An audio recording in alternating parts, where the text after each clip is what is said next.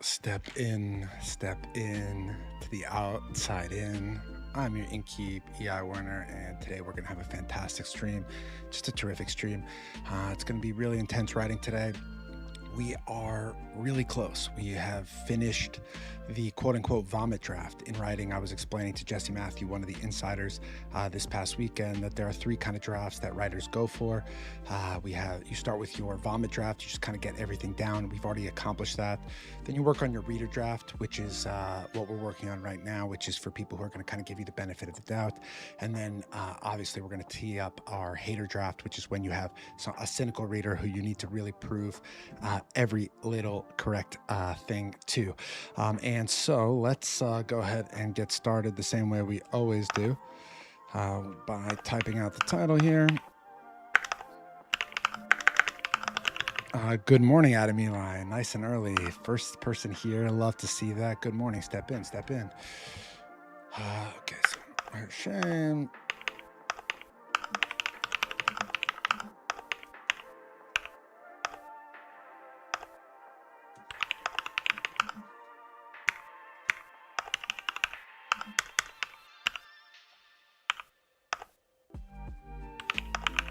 All right. So here's where we're at. What we're going to be talking about is her shame, right? So that's the name of today's story, of today's episode. And what we're going to be talking about is Earth's shame and how that ultimately results in her creating life. If we think about shame as a more nuanced emotion, something that causes you to wish that you were more than you are, right? And that is what causes Earth to create life. And so we're really going to lock in on the poetics of that today. We've already written it out, but we are going to really be locking in on that. And so I'll read through everything here, try to catch people up a bit. We'll mark down the things that we need to change. I did do some preparation yesterday and the day before to make sure that we have a really productive session today. We're writing a lot, and let's just lock in. It's early in the morning. I woke up early to write with you all, and so let's get some writing in. So this mythology is about a mother, right? It's Earth, and it's 7 parts.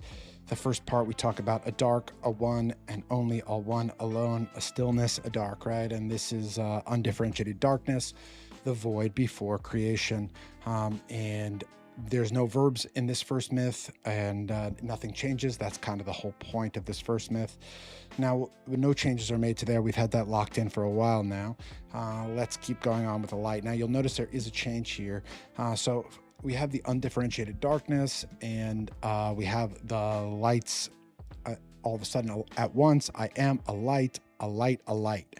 So this used to say lightest of all lights. I think that this a light thing, you'll see how I use it, is quite important. And what you're going to notice is that all the introductions of celestial beings that have identities, right? The darkness ones are absences of identity, but all of them use this same exact form of introducing themselves, and it's a sort of template that will give it a sort of rhythm across mythologies. So Epicentity itself, I come from a dark. My form is white, white fire. So we used to say all white, but now we're giving it the fire, white fire. Fire and light are often associated, obviously. Fire creates light, and also a lot of the divine beings that I've been studying, those first ones that self-create, often represented by a whiteness, by a fire. I am a light. A light is beauty. I love to be. I love to become. Every light, all lights. Okay. Lightsabers 1 to 2. You'll see where we get into this. I don't think we need to change any of that, but I was just highlighting that we did make 2 changes to the introduction that works for all of them, and we're going to need to update. I updated just this one to kind of show you, and the rest we're going to have to update these introductions. I don't know if you remember from our past myths, but we have had we have a lot of celestial bodies that end up introducing themselves. Also, I changed a bunch of audio settings today. Please let me know if the mic sounds okay, if the music is the right volume, if you maybe want it a little louder, just let me know. I spent some time tweaking the settings, but it always sounds a little different when it's live on other people's devices. So please, I do encourage that. I want it to sound great. I want you to feel comfortable. I want you to be, put me on wherever you are, let's lock in. Okay, so so a light is devoured by a black hole. It ends up becoming the primordial seed. And then we say, still, a light loves to be, a light loves to become, right? So this is all similar from last time. And now this is where this is going to change, right? And this is one of the things that we needed to update, which is the declaration of existence here. So we're going to say, I am a sun ablaze, right? So I did actually make this change. A sun ablaze, epicenity itself. I come from a seed. My form is gold fire. So we have an updated introduction here now. A sun shines. So what we are deciding is that instead of saying like a sun says or a sun told, we're using a different verb. Now, I put down a sketch of some different verbs that we could potentially use. Let's see what I wrote down. A sun shines. I think that actually does work. So let's get rid of these. These highlights are going to be really important for us to mark what we need to work on. And so I don't want to just put them everywhere. So I want to make sure we have none up here. Okay, so everything is looking pretty strong through here. A sun is beauty. That's fine. The darkness yearns to be a one and only. The darkness has become a darker star sun.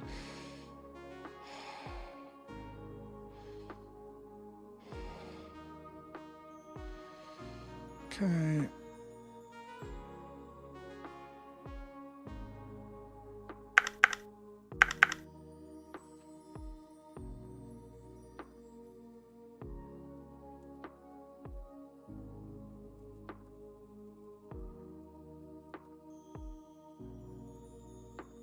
My form is gold fire. We're going to do a little quiet writing here, team, while I lock in. Today's a serious writing day. Let's see. Where's that countdown?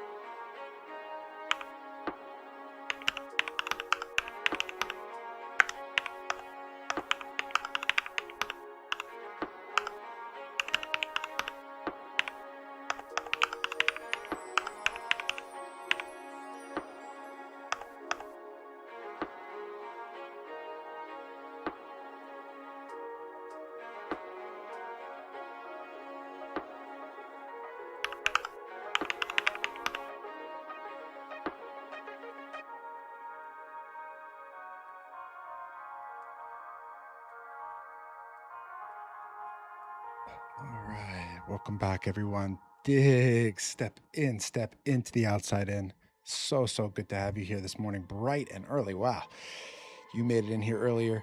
Welcome back in. Today we are working on Earth's shame, right? So we're talking about how Earth is the protagonist of the story, and when she is born, after she's born super happy, she dances once around a sun, and then she beholds the perfection of the divine. She beholds the perfection of the sun, and she feels ashamed.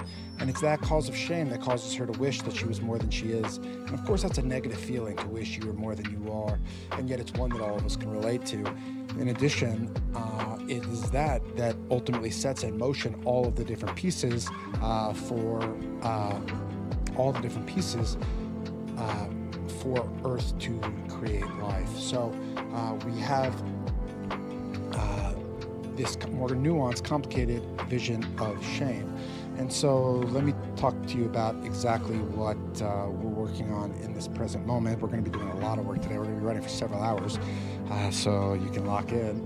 But what we're talking about here is that at the end of this myth, right before it, at the end of myth 3, a sun, right? We're saying that a dying sun, a sun dies to become a dying sun and make 6 planets.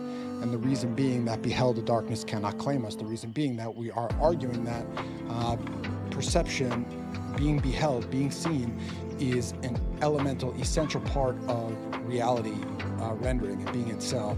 That it exists as that we must be perceived. That if a tree falls in the woods and there's no one there to hear it make a sound, that it makes no sound. That it just is the potential of a sound until then. And so it says, beheld, the darkness cannot claim us. That's kind of the overpowered strategy that a sun is employing to make that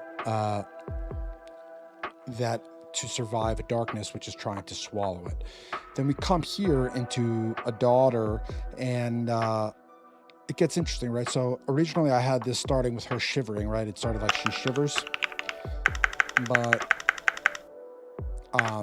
I think we're just going to start with the warmth. I think that gets us faster to where we want. So we're opening with a little poem here that is going to repeat, and so it's going to need to be perfect, but it is pretty solid already. It's quite unique. So I'll read it to you. Behold, child, I hold you. Beheld, child, I behold you. Beloved, my beloved, I love you. That might be perfect. I think we don't even need beloved. I think we just can say this: beloved, beloved, I love you. I think it's actually perfect. It might be unbelievably beautiful, actually. Talking about my own writing, but if you don't think it's good, then how is anyone else going to? Diggs watching on Twitch. It's great to have some Twitch viewers in the house. We are going to be obviously leaning in on that. First, we're building a really tight-knit community here. We've got a Telegram community. You can check that out if you pop on a YouTube link. I guess I haven't even updated all that, but I'm not focusing on growth or expansion so much right now, just really improving the product, the live stream, as well as getting some clips together and VODs and building the community. So this is a very big long-term project, both the writing as well as the stream. That said, we are hoping to release this myth, which is 7 poems, soon. So by the end of the year, it should be done. And then how we release it, that's a different question. But so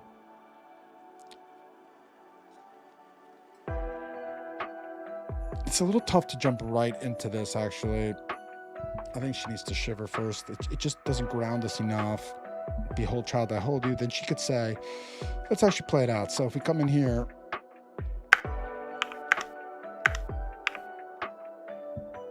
it starts a daughter. So it says, behold, child, I hold you. Behold, child, I behold you. Beloved, beloved, I love you. She asks a dying son, who are you?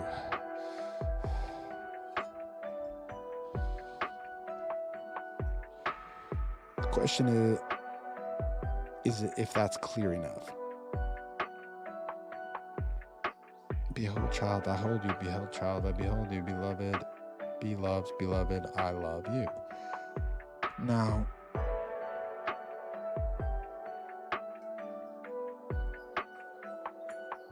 No, I think we actually do need.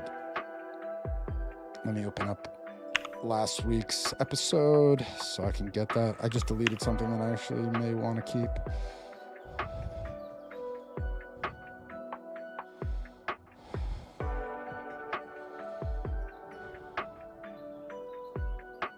Yeah, we need this. Sorry about that, team.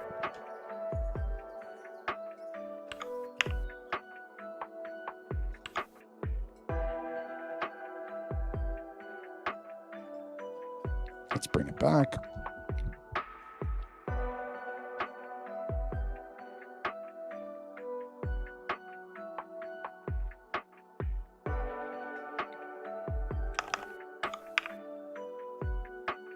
Darkness here. Okay, so she starts off. Okay, so we just built the planets, right? We just kind of launched the planets, and now we are. She shivers. So this is the first thing that we experience. We haven't been introduced to she, so don't worry about that. She shivers. That's our first introduction. She shivers against a cold abyss. A darkness yearns to devour her.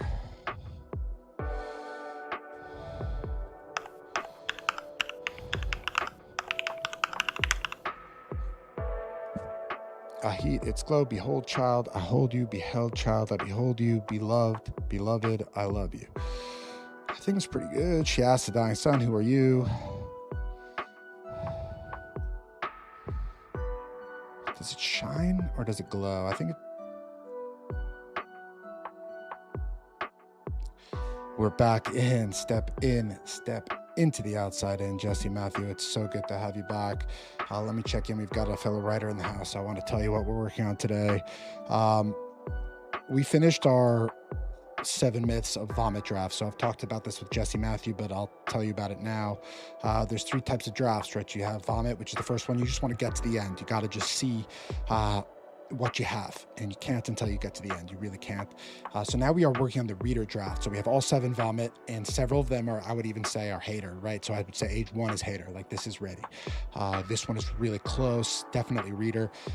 And today's focus, what we're talking about is Earth's shame, right? So this is really like a catalyzing force throughout the entire myth, is that Earth sees the divine, sees light, and is ashamed, and it's that shame that causes her to spin, and it's that shame that causes her to then create life. So we're talking about shame's relationship to the generation of life, this desire to be more than we are, as obviously something sad, but also something that could be generative. And so we are starting this myth age 4. We're going back to age 4, right? Age 4 of 7, and we are looking at it, and she starts off her life, right? She shivers, she's in the cold. A darkness is the space around her, the black space around all planets is trying to devour her. And at once, I don't know if we need it at once, but we can put it in for now. We get at once, there's this glow, this heat, right? She feels the sun, and the sun's heat and glow has a nice, beautiful poem attached to it that we tidied up this morning. It says, behold, child, I hold you. Beheld, child, I behold you. Beloved, beloved, I love you. So this idea, we talked about how it's very important. Beholding is how you are protected from a darkness. It's how you are not swallowed up. This poem is referencing that beholding, and also making it feel like a warm sort of embrace, to be beheld, to be held, to be held, to be beheld, and then also loved. And I like this beloved, right? Be loved, beloved. You're going to see a lot of these, be loved and beloved.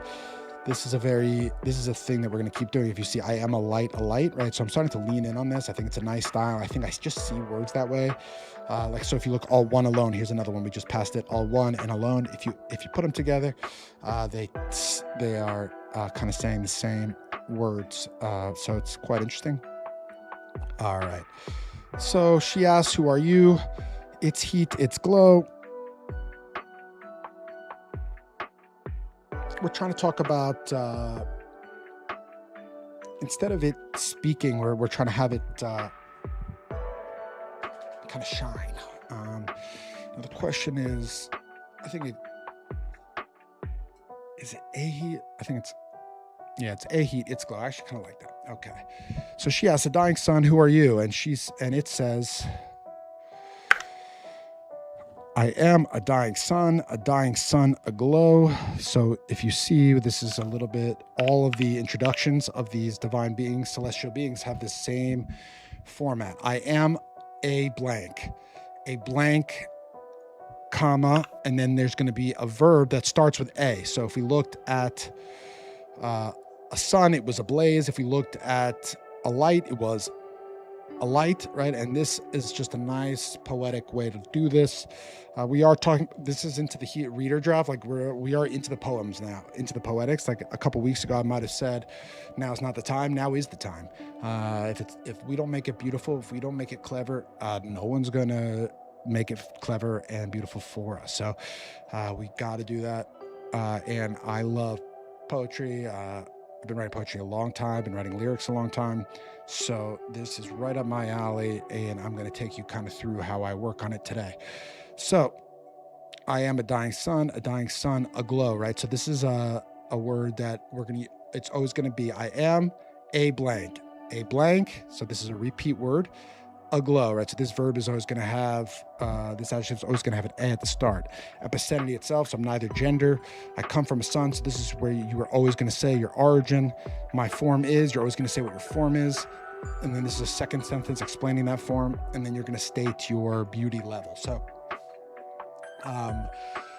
when you notice all of the different celestial bodies introducing themselves, you'll notice that they use the same format, and I think you'll find that when reading across myths, it gives it a sort of incantatory feeling, a ritualistic feeling.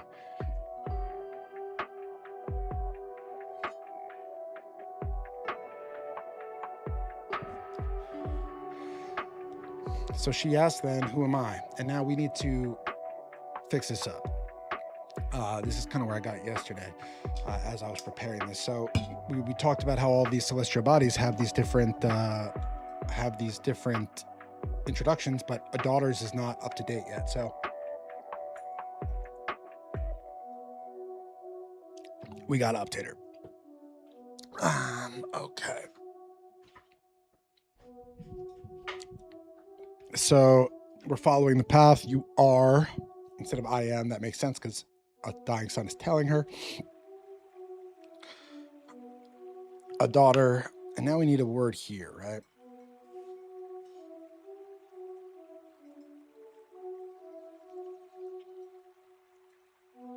I think we're going to go with this. I remember now. A daughter, a glimmer.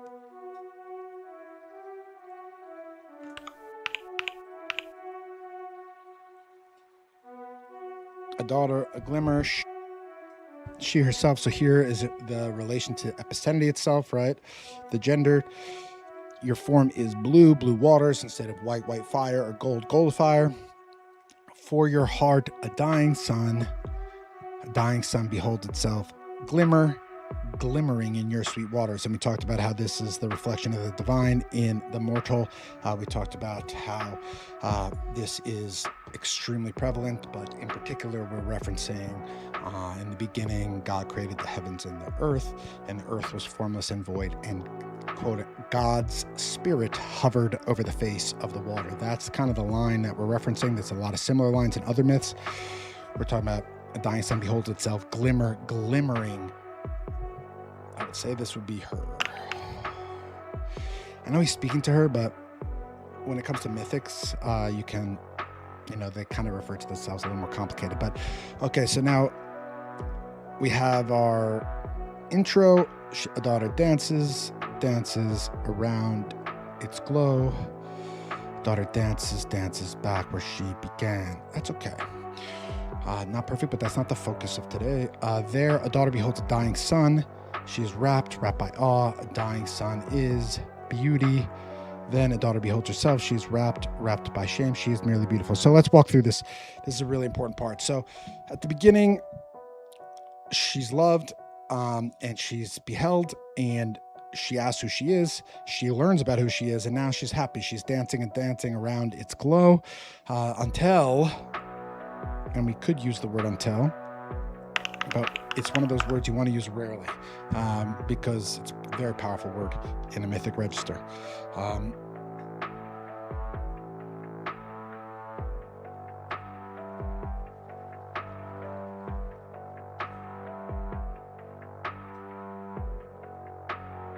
I don't think we need the until. I think it's pretty clear. It's implied.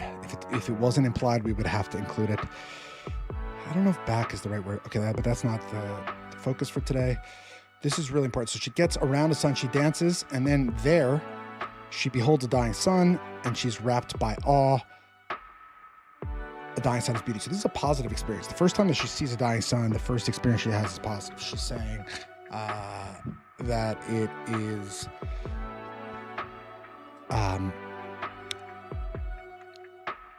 she's awed, right? But then, literally then, a daughter beholds herself. She's wrapped by shame. She is merely beautiful. So now she's ashamed. So first she's awed, and then she's ashamed because she is only beautiful versus a dying sun's beauty. And now this is where the meat of today's work is going to jump into. We're talking about how her shame is coming up here, right? So this is the origin of her shame, and then we're going to talk about the implications of that and the ultimate resolutions of that. And so everything about the shame and Earth's origin is going to be talked about, is going to be teed up to and referenced from this. Adam Eli says, how's everyone doing this morning? Adam Eli, thanks for encouraging the chat. I do love to see that. I do love to hear that. It's bright and early. People tend to warm up. They tend to thaw as they wake up and get more engaged in the chat. People start to trickle in as they wake up. So I really appreciate the encouragement and encourage anyone to answer. Adam Eli, an absolute legend. You can look him up. Okay, so a daughter laments. So I hated this word. I've always hated it. I always thought it was dog shit. I was reading last night, and I saw this word keens, and I think it might be kind of cool. Let me define it for you guys. What does it say? It's define keens.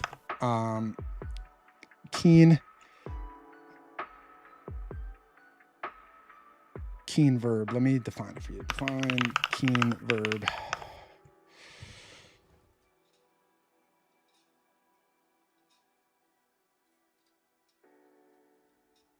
It has to do with singing, but so maybe it's not a perfect word. I'm thawing. Jesse Matthews says I'm thawing. I love that. Yeah. Okay, so we're gonna use keens for now, but it's not perfect. But this could be chorals. This could be chants. She's sad. Okay. Yeah, I still don't like this word. We didn't nail it. I thought I nailed it last night when I was reading, but I didn't. Okay. A dying sun is episthenity itself. Me, merely me. So this is a powerful poem, right? So we have a lot of poetics here, and I really want you guys to start to see that this really is a poem, right? So when we say, behold, child, I hold you. Beheld, child, I behold you. Beloved, beloved, I love you, right? You could clearly tell that's a poem, that I put a lot of effort into the poetics, but now we're going to be doing the same here. In the same way, it says, like, beloved, beloved. We're talking about me, merely me. You see how different words are pieces of the other words. So it's quite advanced, but you'll see how it comes today. Me, merely me. Like, lots of repetition there. She, herself. A dying sun is its heat, its glow. Me, merely me. A daughter is half shadow. So I don't love it. So there are several things that a daughter, that she's ashamed of. So, and I'll put them in. The first one is gender. Number 2 is light, making, right? So one is like bright and the other is half shadow. The third is dead versus alive. I'll explain that when we get there. And the fourth is beauty. Now, I think the order of this should be like this. So she's gonna make 4 comments here, and this is why this is called her shame, is because we're diving in on her shame today, and we're gonna talk about it. So she's comparing herself to a dying sun, and she's feeling ashamed. So let's walk through it. So dying sun, I think we do gender first. Dying sun is epicentity itself. Me, merely me. She, herself. So that one is actually good. So this one is saying a dying sun is epicentity itself. And epicentity for us in this mythic register means at both genders that you're neither gender, right? Beyond kind of the gender paradigm. And she's saying, I'm merely me. I'm merely a daughter. I'm merely a feminine entity, which is only half of the potential gender, okay, that you could possibly be.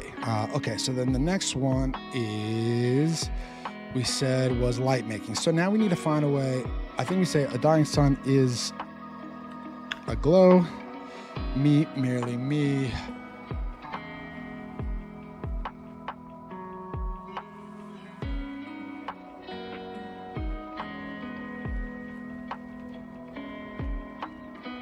We could say that there's like a couple ways. You could say half shadow, you could say a glimmer, right? But it doesn't rhyme. And kind of nice if it rhymes. But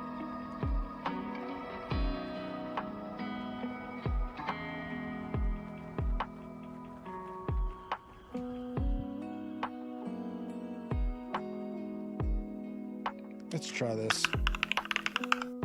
All right, a blaze is obviously going to be more powerful than a glimmer, right? We had a light, a blaze, a glimmer.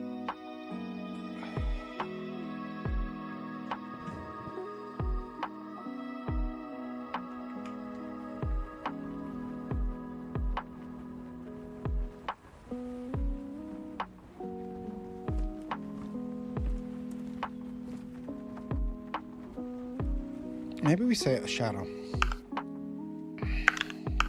A glimmer, a shadow. I think that actually is really nice. Whoa.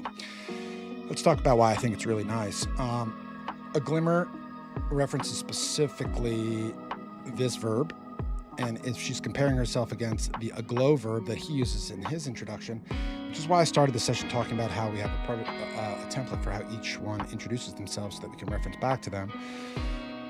A glimmer, a shadow. So one half of her is the glimmer, the light side, and the other half is a shadow. So it actually works quite nicely. Let's do the next one. Dying sun, that's the last one.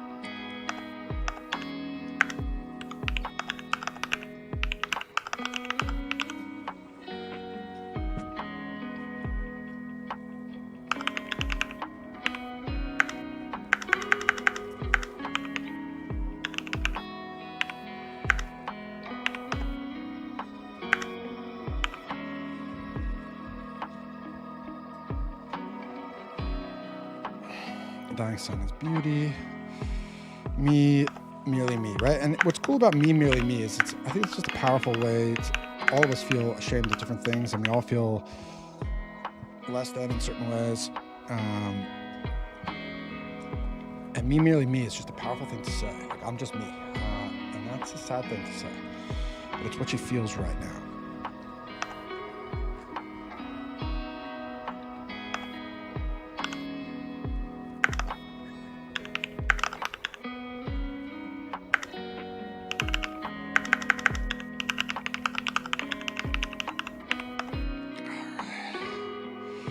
So let's run this back. This is kind of the focus of today, and you'll see how it impacts the rest of our myths.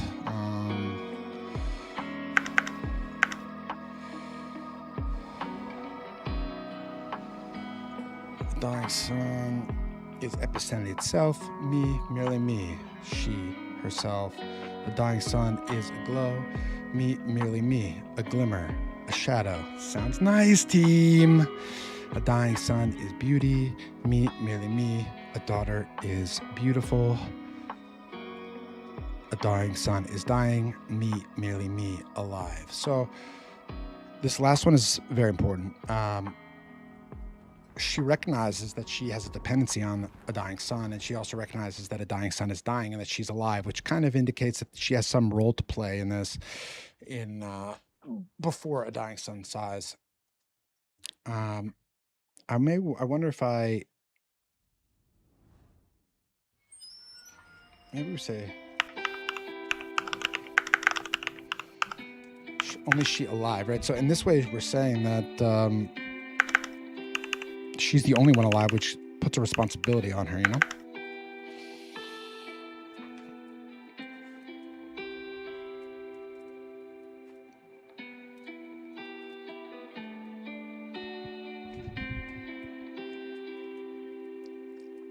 This came out pretty well, pretty fast. I did think on it yesterday. I did a lot of the prep, just like thinking through what I wanted to work on. I read it through yesterday. but I wanted to save. I felt like I could do a lot of the prep yesterday. I saved some of the writing to work on together so I could talk through what it is I'm doing since I was streaming the next day anyway. Okay, so her shame, right? The namesake of today's episode. We're talking about she's happy, right? She's dancing happily until she dances back where she began. There she feels awe at first, and then she feels shame. And she explains that comparing herself against the dying sun, she feels less than across those four things, and so she decides to twirl. She twirls, she twirls to flee her shadow. And here we're talking about the Earth's horizontal axis. So this is a cosmogonic myth, which means we're explaining an origin of a part of the cosmos. And in that case, when we're talking about she's dancing around the sun, that's her solar orbit. And then when we're talking about her twirls, we're talking about her axial rotation. She twirls to flee her shadow. She twirls a night. Her cloak twirls after. So now we're tying a night to her shame. We're tying a night to her shame, and we're tying a night to her, like, as a cloak, like she can't escape it, you know? She can't escape. Okay. She weeps. Maybe want a better word here. Let's see.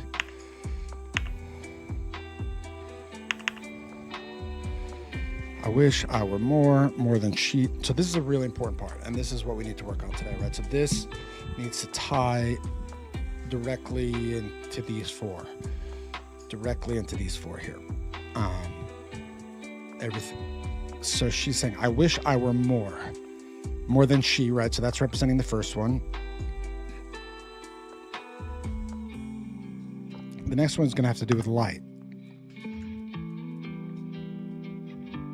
Did she say more bright? That's what we're trying to say, but we may need a better word. How is the mic audio? Can I get a review? I tweaked some settings based on feedback from last time.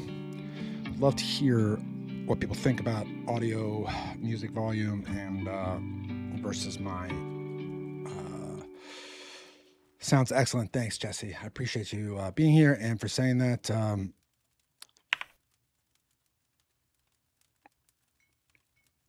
So she weeps. We're definitely gonna need a better verb than that.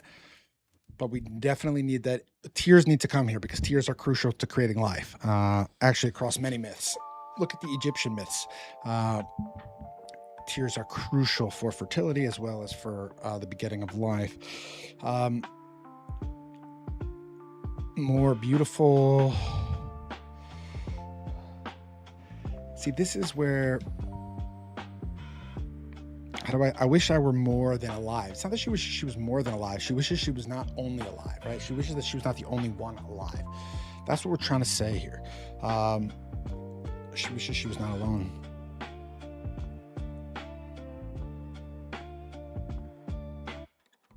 Ooh, I think this...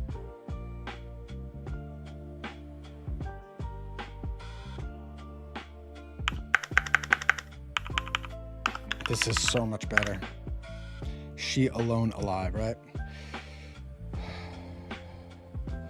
So I wish I were more than she, more bright. And then this next one is to do with a glow. I wish, no, this next one has to do with beauty. I wish,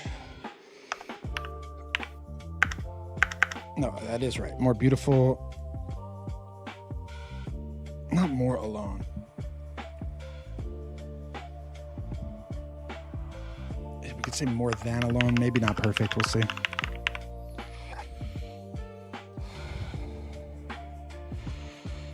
Jesse Matthew, we have also, in addition to help with our editing and clips process, we have the source recorder for my camera as a separate file, so we can really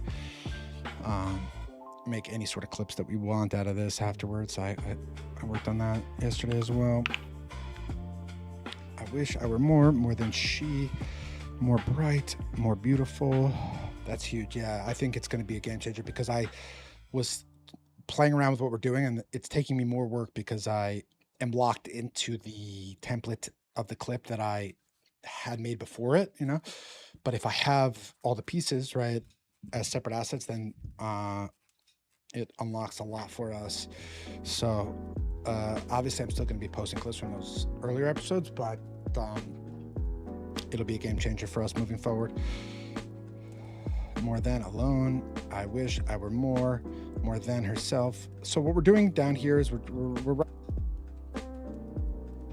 answering back each of these. She's saying, I wish I were more than this, okay? But the first time she goes through it, she's going to say the first word. So I wish I were more than she. Then the second time we go through it, there's going to be kind of a repetition for the incantation. I wish I were more than herself, right? So first she says, I wish I were more than she, more bright, more beautiful, more than alone. I wish I were more than herself. So now we're going down the second line. So now here, the first one was a glimmer. So then this one would be more than a shadow. This is not the right language, but this is the structure. And then I wish I were more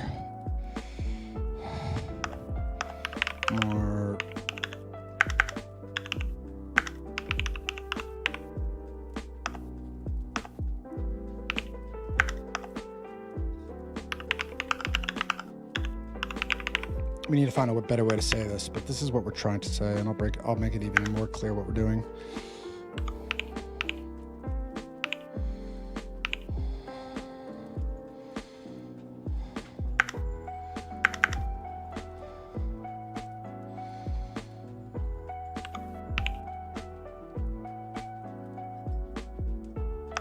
So here we're making it really clear, right? She's crying. She's crying after she tries to escape her shadow and her shame. She's crying, and she's crying because it's futile, right? Her cloak, a night cloak, twirls right after her. She's making it clear. I wish I were more than she, more than myself, right? More bright, not the right word, more beautiful, more than alone. I wish I were more than herself, more than a shadow, not good, not too clean, but that's what we're trying to say. More beautiful, more than alive. So which ones are broken? This one, bright, is broken, and shadow is broken. And today's focus is this, so we need to fix it. So how do we say this? I'm trying to say that she's jealous of a sun, right? She's jealous of the sun because the sun is really bright and doesn't have a night. It's not half of anything, right? It's fully bright, and she's ashamed that she's half shadow and that she has a night. If we use the more than, we could try. If we use the than, it would say more than a glimmer. That works, actually.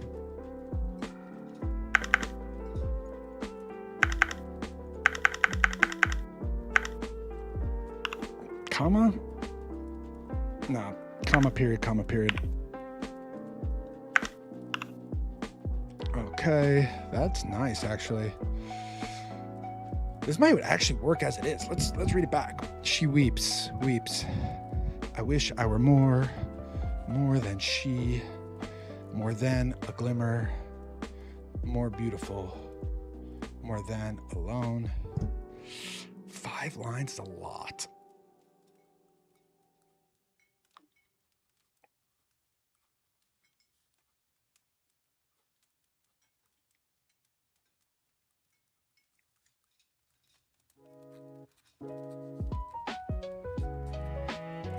And a lot of my stanzas are 4. She weeps. I wish I were more than she, more than a glimmer, more beautiful, more than alone, more than alone.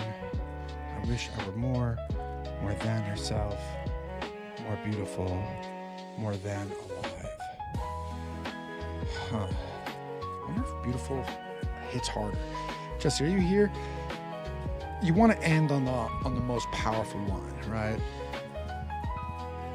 And I'm wondering if ending on more beautiful or more than alone is the more powerful ending. more than alive. So I'll show it to you both ways, and then you can make a decision. Jesse, if you're here, what we're asking here is, I wish I were more like this.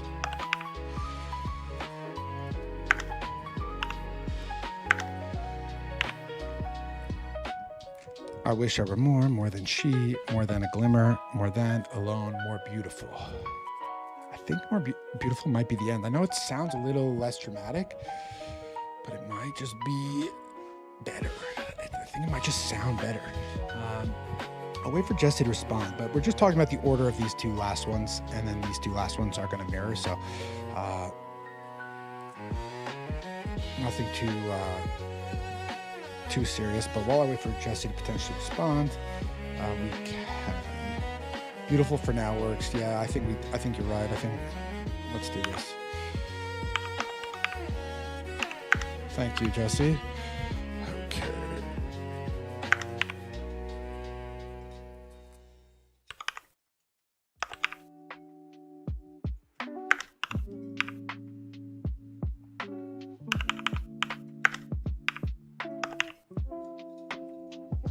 Now let's make sure it's clean.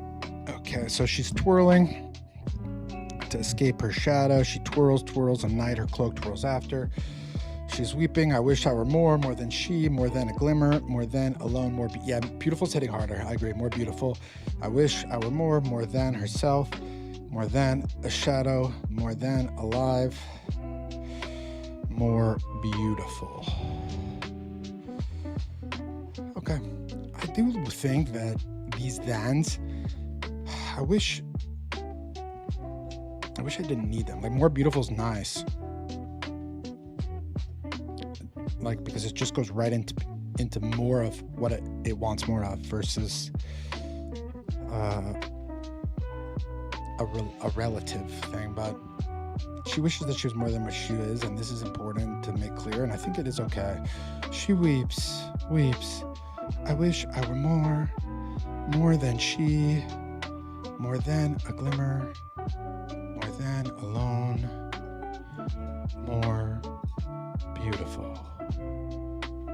I wish I were more than herself, more than a shadow, more than alive, more beautiful. Nice. Solid. I should think it's definitely solid. And it's okay. So let's wrap up here. Let me show you exactly where we're at to tee us up. A daughter sees a son. She's at first awed, then she's ashamed by how beautiful it is. She compares herself against the sun, and it's really sad. Me, merely me. You know, she clearly is down on herself. She comes down.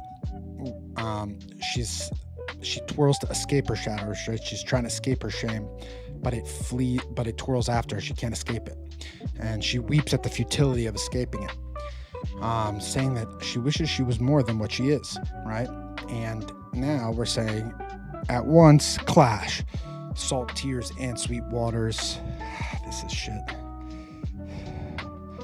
Clash, its glimmer and her shame. That's good. Okay.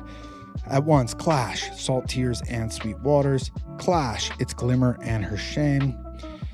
At dawn, at dusk, her son, born, so she a mother. Okay, let's clean this up. I really like the idea of clash, salt tears and sweet waters, because they clash each other at the same time. So what happens first is we're showing that there's a clash, and then we're explaining the two things that clash. And I think it gives a suddenness to the poem, you know, when two things are disconnecting. So yeah. Clash, salt tears and sweet waters. Clash, its glimmer and her shame.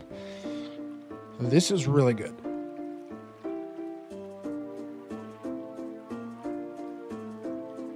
We may want to say her glimmer and her shadow.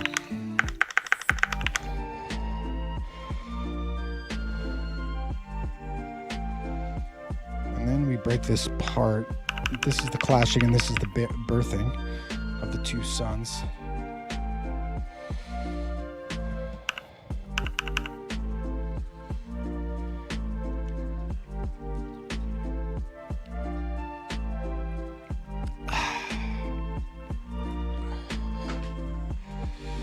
We're locking in today, team. We got a big writing sesh.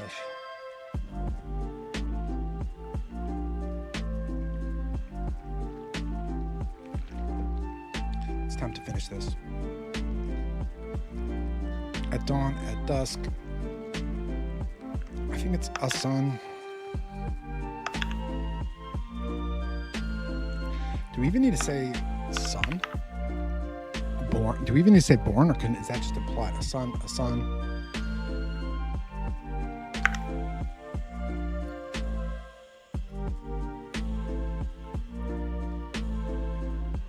We could say, so this is like the minimalist version, which maybe lacks some clarity, and there's always like a balance between clarity and minimalism. I wish I were more than a self, more than a shadow, more than alive, more beautiful. At once, clash, salt tears and sweet waters clash, its glimmer and her shadow. At dawn, at dusk, a sun, a sun. That's actually, the minimalist version is good. A son, she, a mother. I think that's all cool. So this is pretty good, team. I think there is some clarity in different things that we may need to expand in our hater draft, but I think reader draft, like, this is quite clear. Like, look at the myth. She's cold. She feels the sun. The sun asks, who are you? A dying sun tells her. She asks, who am I? A dying sun tells her. She dances until she dances back where she begins. When she's 1 year old, she beholds a dying sun. She's wrapped by awe. The dying sun is beauty. She's then ashamed. She compares herself against the sun on 4 metrics. She then, and feels ashamed about that. She twirls.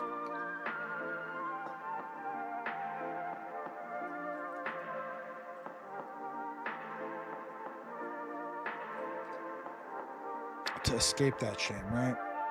You know, the question is, how clear do I make it that what she's feeling her shadow, but how clear do I make it whether or not why she's crying is the futility of the escape? I think we need to make that. Let me add a little section for just notes. I want to keep going, and but this is an important part of writing. Let's get some notes.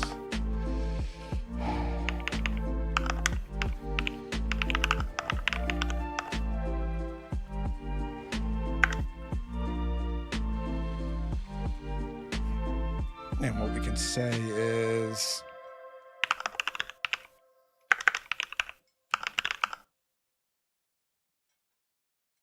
clarify that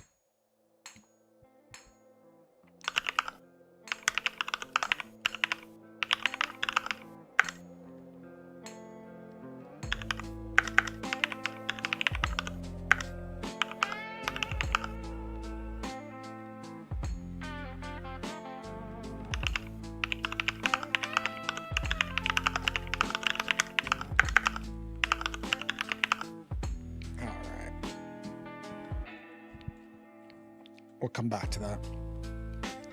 But this is good. This is quite good. Okay.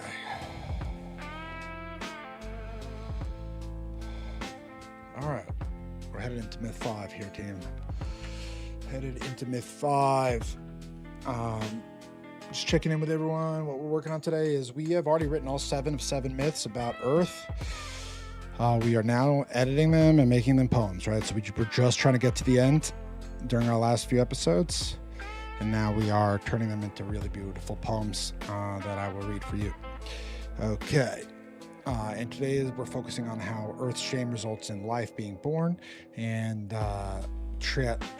making sure all the language on around her shame is extremely deliberate, thoughtful, and poetic. So before it was deliberate and thoughtful, and now it also has to be poetic. There's an increase in quality expectation now that we're in the reader draft versus the first vomit draft. Okay, so before we jump in, a daughter is ashamed. That causes her to cry. Where she cries, the salt tears clash with sweet waters with her fresh water. The glimmering, the sun's reflection on her waters clashes with her shadow, at dawn and dusk, at the two poles where night turns to day and day turns to night, dawn and dusk, a son. So two sons are born, and thus she becomes a mother. So she's just become from a daughter to a mother. That's where we're at coming into myth 5, okay?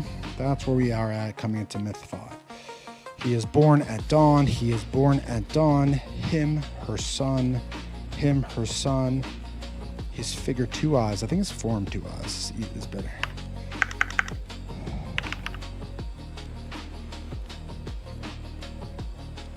His form, 2 eyes to see.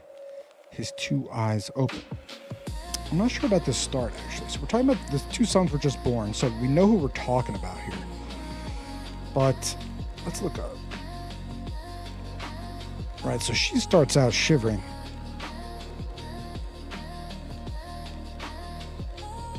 He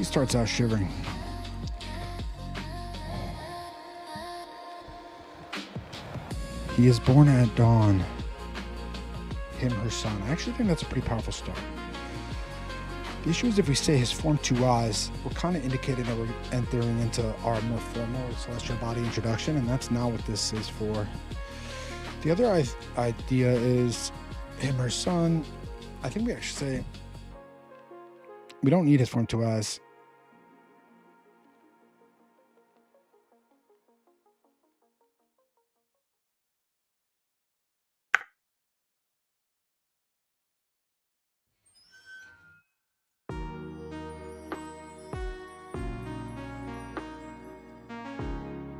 He is born at dawn. Him, her son is powerful.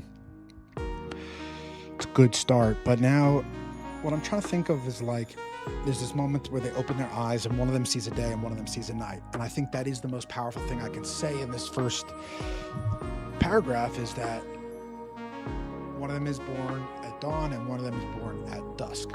And when they open their eyes, one sees a day and one sees a night.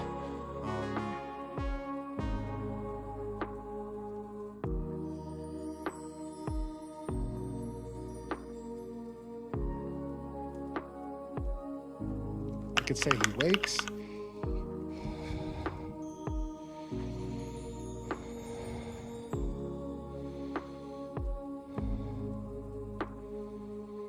Or we could go, I'm just going to try something, team. Don't hate me, okay? No,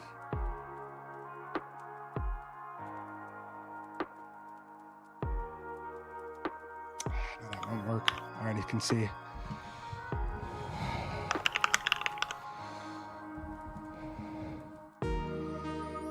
I think we should introduce that he has eyes, that each has 2 eyes. So we have 2 sons, each with 2 eyes, right? We could even put that here.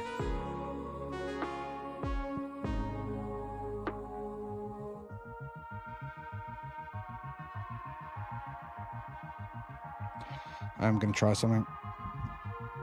We're going to try, so I'll explain to you exactly what I'm trying. You'll be able to follow along. Every time we have an introduction of one of these celestial bodies, we follow a template of for the sake of rhythm and poetics. So it's always I am a blank, a glow, right? So this is an adjective that starts with a. So we had a glow, a blaze, a light, right?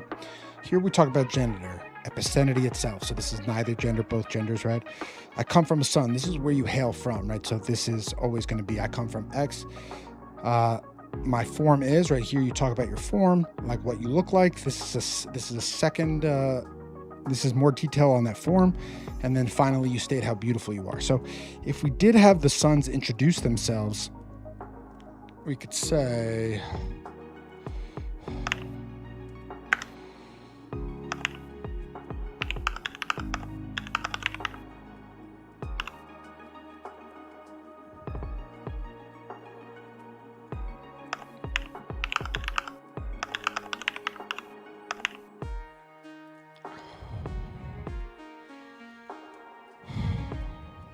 Do they know who they are when they are born?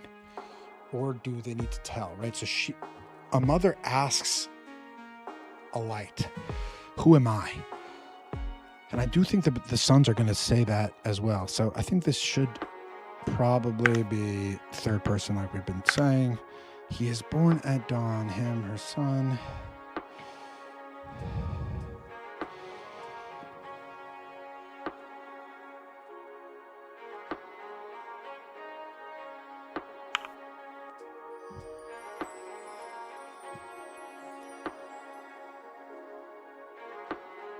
This could be good.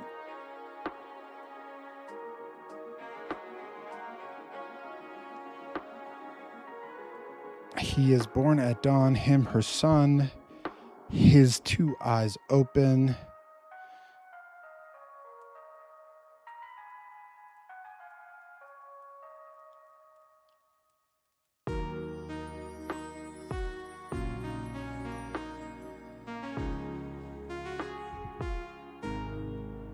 He sees. That's just a powerful sentence by itself. He sees a day. We could go like this, make it a little more poetic.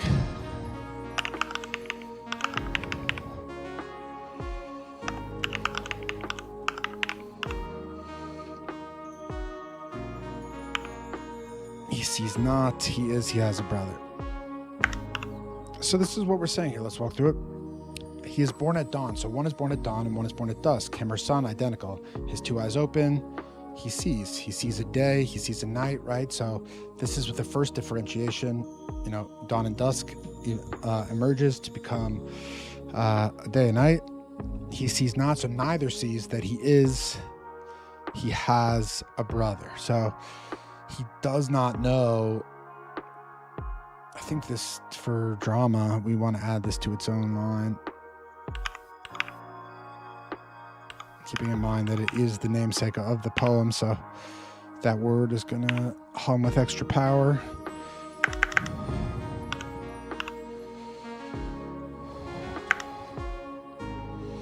Holy shit, we've been streaming an hour and 15 minutes already. I had no idea.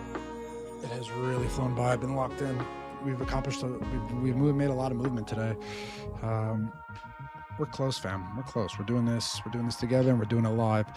He has a brother.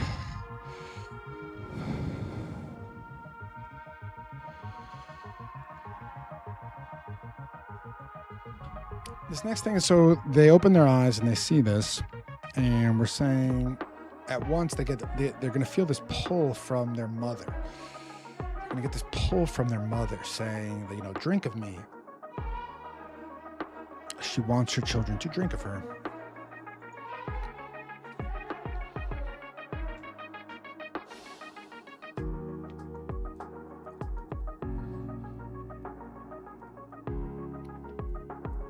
Okay. I'm not sure about the at once. There's not really a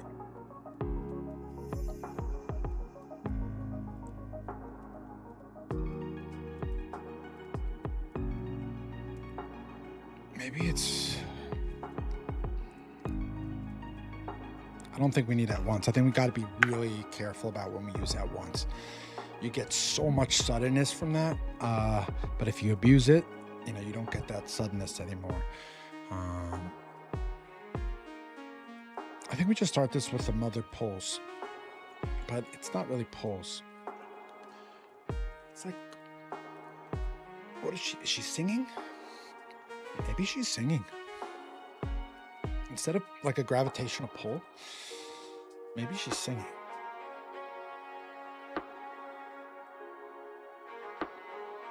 I like her as a singer and a dancer, right? So her orbital dance, like around the sun, her solar orbit is a dance. And her axial rotation is a twirl. I kind of like her as an artist, like a twirling, singing being. So I kind of like that. Obviously, sings is not the particular word we want, but we can just throw it in there so you guys can see what we're saying. So mother sings, drink, drink my son, drink of me, drink my milk, drink of a mother. So what we're writing here is like, keep in mind, like this is the mythology for a fantasy world, right? And we're writing this as a song, as a poem. Like imagine a mother in a rocking chair, you know, nursing her baby, saying, "Drink, drink, my son, drink of me, drink my milk, drink," whatever, of a mother, you know, something like that. Now that I sing it out loud, I think that could use a little bit more variation in it, but I think you could tell that in this world, right, this fantasy world, these are the basis for their songs, and I think this would be a nice song for a mother to sing. I want to write a nice song for a mother to sing while she's nursing. That's kind of this vibe. In honor of the first ever mother, we're saying here is Earth. She's also the first ever female, we're saying here, like feminine entity. Female would be the wrong word, but feminine entity ever. Okay, let me look at my notes. See, is there, and what I was working on some notes yesterday to prepare for this at once, but we already kind of went through most of the things I was talking about. Her water's made milk. She pulls her breast. Okay, so most of them are bad.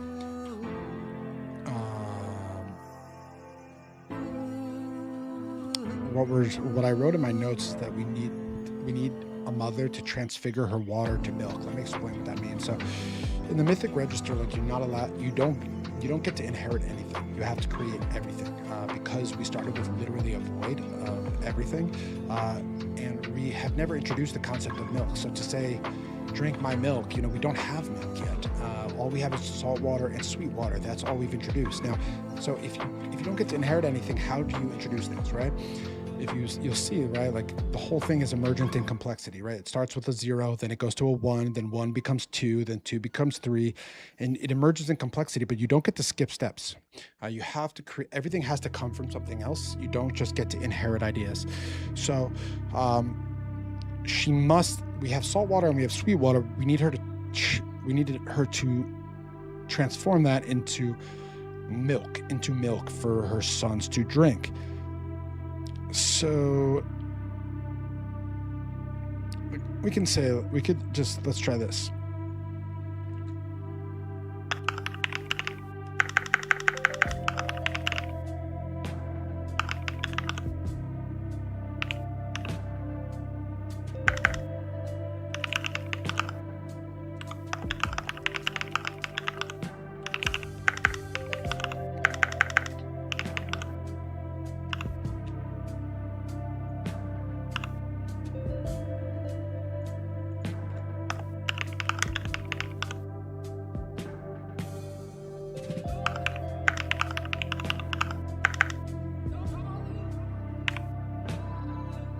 Now, they haven't drank the milk yet.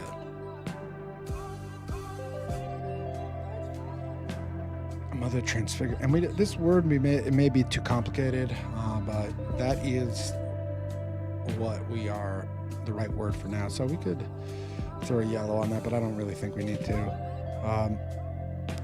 Is this enough to say? And then just like a 2-word little paragraph?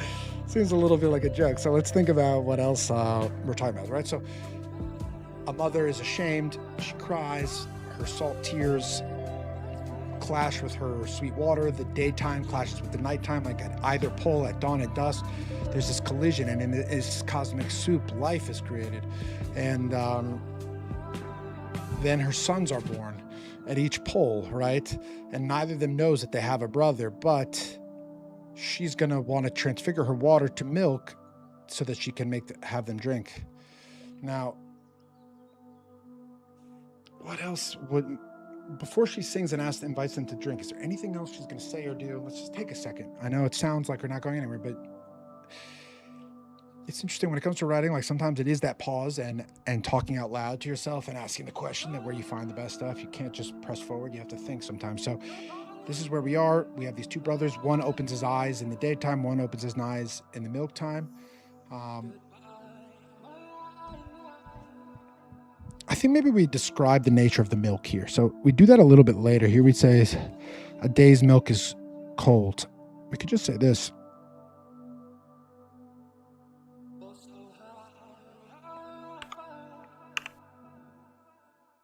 We're talking about the difference between drinking milk at night and drinking milk that was from the day. A mother transfigures her waters to milk. A day's milk is warm. Okay, so this is not clean language, but I think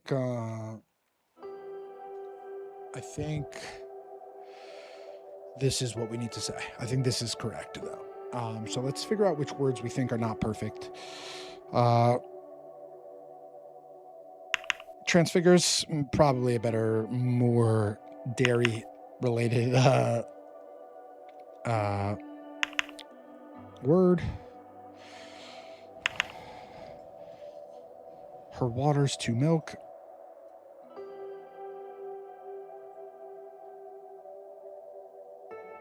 It's okay. A day's milk is warm. I don't know if it's possessive, like a day's milk is warm, or is it a day's milk? Like, does the day own the milk? Possess the milk? I'm wondering if that's the best sentence structure, right? We could set let me show you. There's a million ways to do it, and by a million I mean several.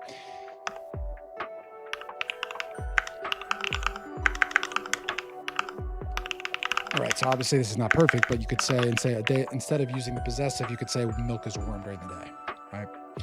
And that removes the possessive. And I don't think the possessive is necessarily right here because I don't think it's a day's. I think it's a mother's milk either way. So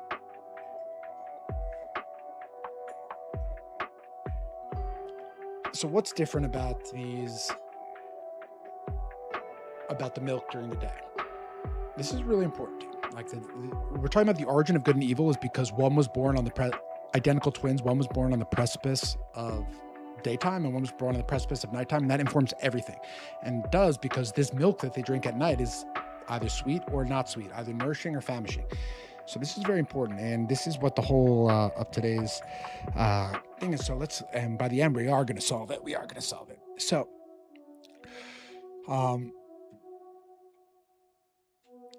waters to milk. Milk is warm during the day. A day. So what's happening is during the day, you have a sun hitting the water, right? And we said in the earlier myth that that's the glimmering, right? That's where we get the spirit of God hovering over the face of the waters, right? That there's a glimmering on the day side. On the night side, we have shame, shadow, crying. Shame, shadow, crying.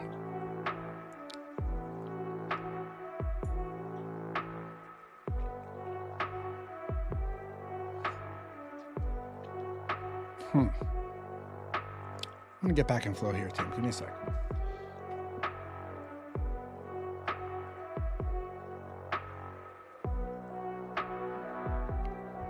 Let's do some quiet writing.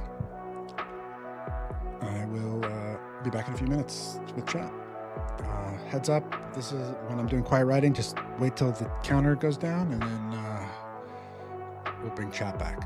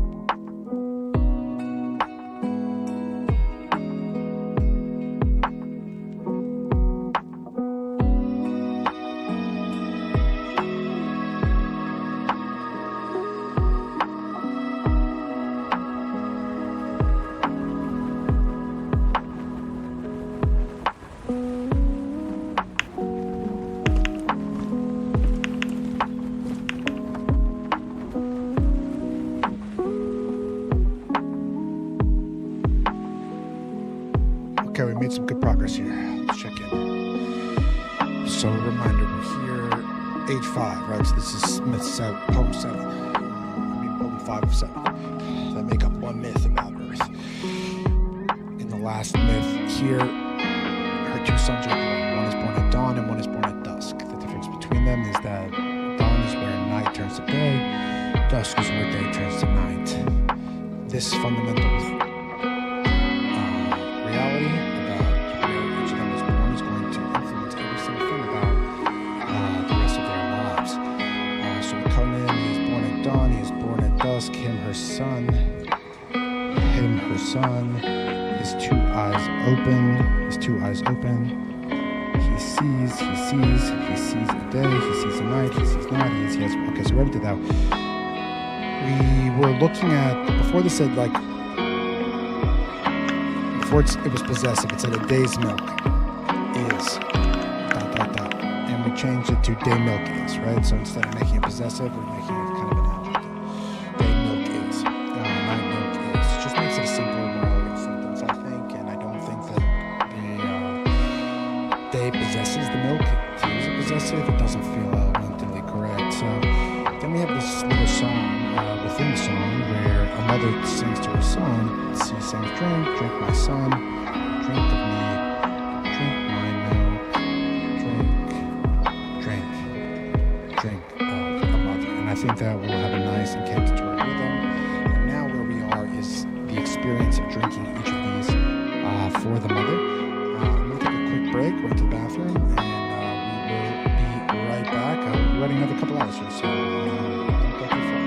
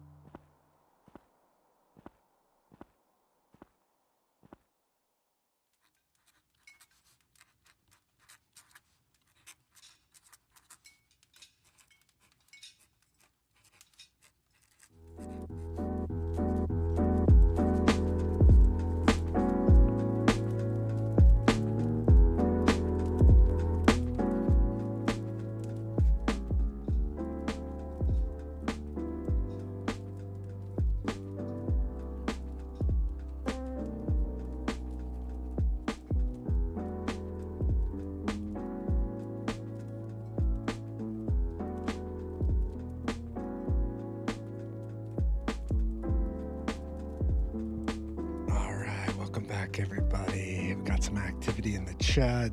Emily Hellman, step into the outside in. Good morning. It's great to have you. It's bright and early for you. Wow. 6:40 in the morning, up and at it.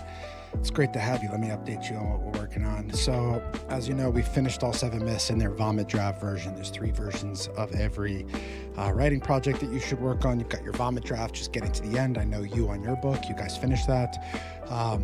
Then you have your reader draft. This is for generous readers who will give you the benefit of the doubt. You just got to get it into their hands, get some real feedback.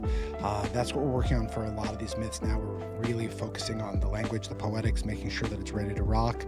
And then the final pass is the hater draft for people who are going to be most cynical, most judgmental, and making sure that it's just infallible. So we are today's called Her Shame, and we're talking about the relationship between a mother's shame, a desire to be more than what she is, and ultimately the rest of the story, really, because that's what causes her sons to be born. So if I take you back, she starts off as a daughter. She's scared in the dark abyss. All of a sudden, she gets this beautiful warmth and glow from the sun, and she's happy. She dances around the sun for a year. But after she dances back where she began, she's a year older now, and she recognizes after doing a full lap that a dying sun, like all these divine properties of a dying sun. And so she compares herself to a dying sun, and she feels much less than for several reasons. And so she tries to, including the fact that she has a shadow and she's half darkness, whereas a sun is entirely bright.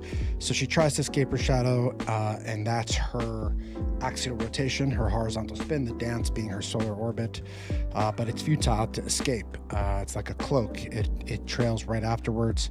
She can't escape a night. And so she wishes. She says, I wish I were more than she, more than a glimmer, more than alone, more beautiful, kind of referencing specifically these different comparisons she made against a dying sun here. And she cries, right? So when she says she weeps, right? That's 2 tears. The tears collide. We have sweet water and salt water collide. Glimmer, which is like the reflection of light on the water, and her shadow collide, and we get 2 suns, okay?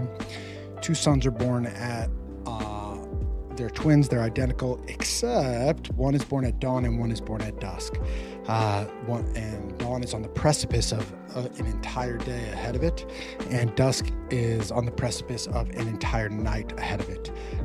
And so this fundamental difference between them, despite having identical forms, is going to change everything about them. So when they wake up, they're born at dawn. One opens his eyes and sees a day, one sees a night.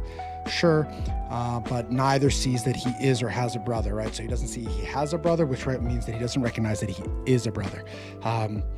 And we are then talking about how a mother transfigures her waters to milk, but the milk during the daytime is warm, thick, and rich.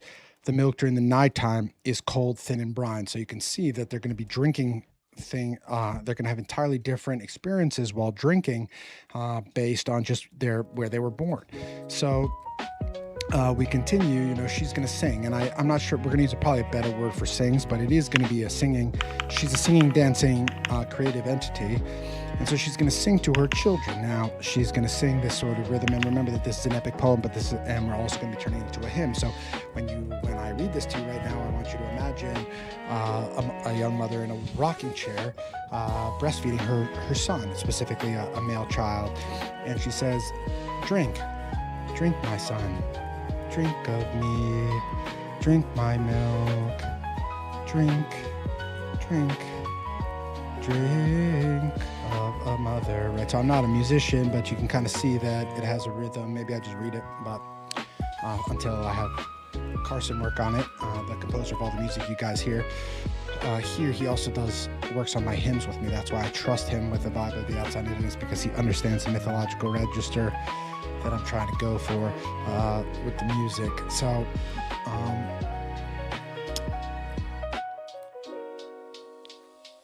this is where we are, Emily, what we need to work on right now.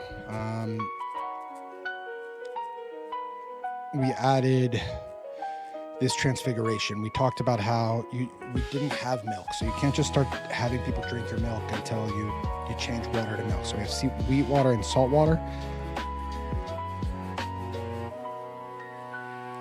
and the experiences of the milk are completely different. Now,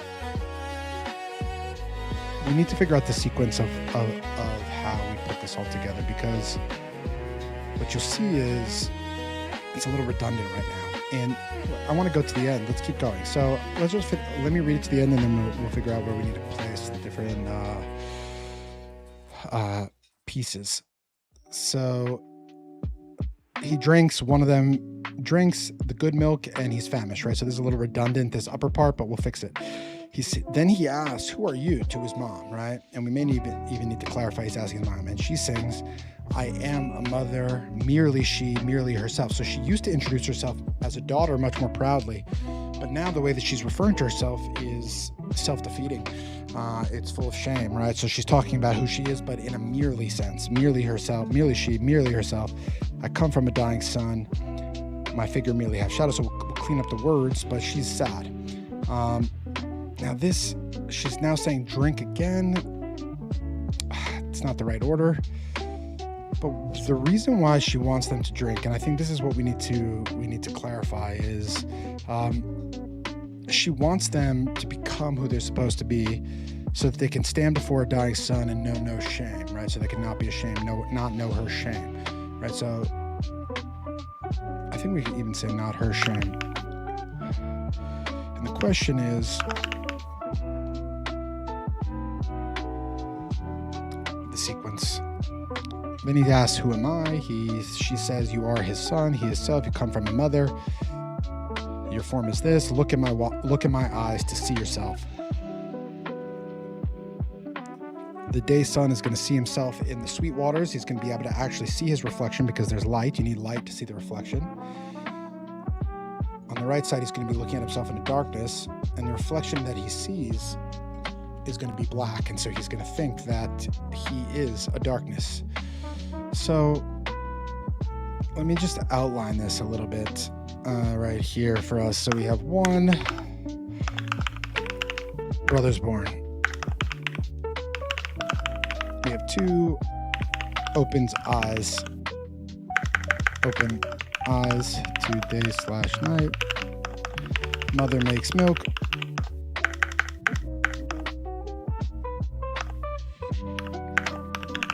Day/night milk have different properties.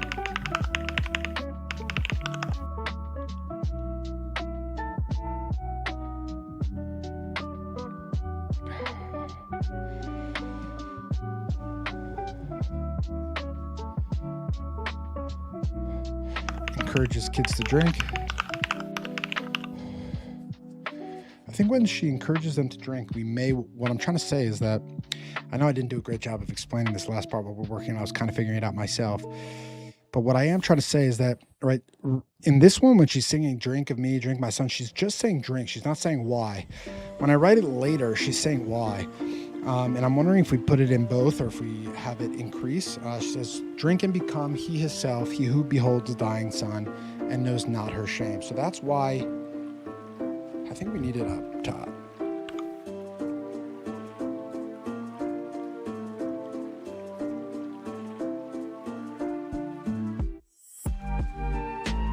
Or does he drink multiple times? It's tough. We keep the outline. We'll make it. Encouraged to drink.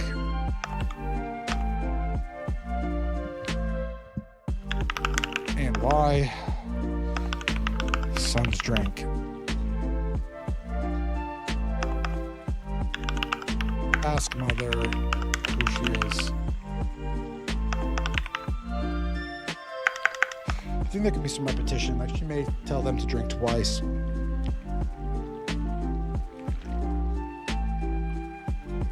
Ask mother who she is. She tells them. Self-defeated.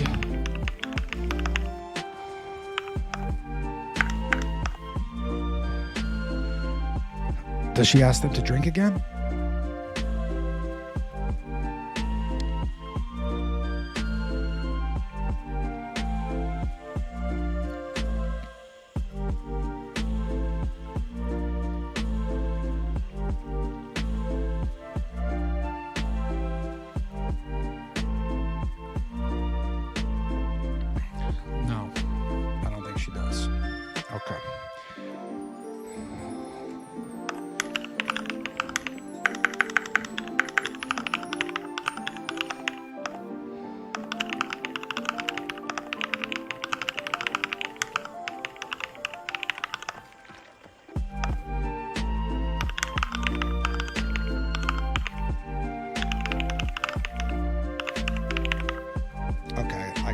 Okay.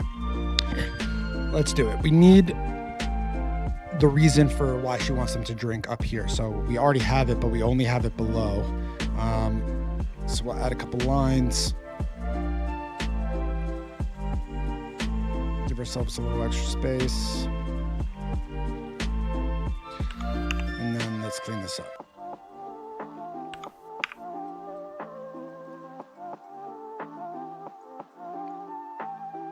So the reason why she wants them to drink is she wants, like any mother wants her sons to become who they're supposed to be. And also she wants them to become who they're supposed to be so that they can stand before a dying son and know not her shame, right? So she has felt a shame and she doesn't want that for her kids. I think that's quite natural. So let's make sure that it sounds nice. Drink my son. Drink and become. So how many lines is this? This one's 6. How many is this? 6 already. So it needs to fit within this format. It shouldn't have extra. The first line can just be drink my son, drink.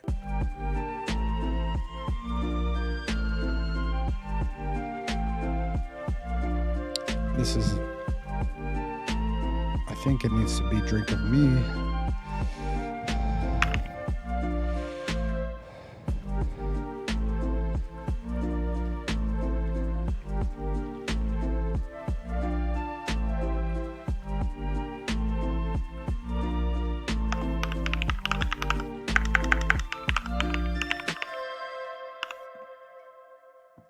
Drink to become. He who beholds a dying son.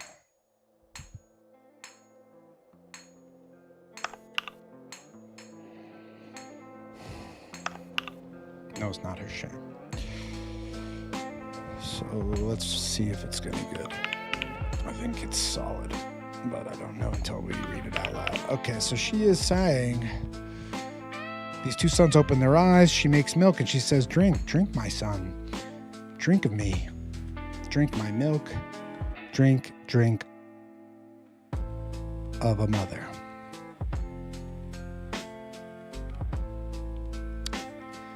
Drink my son. Drink of me. Drink to become he who beholds a dying son.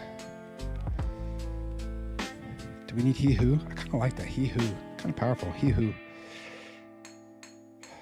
Like I need to become he who does X.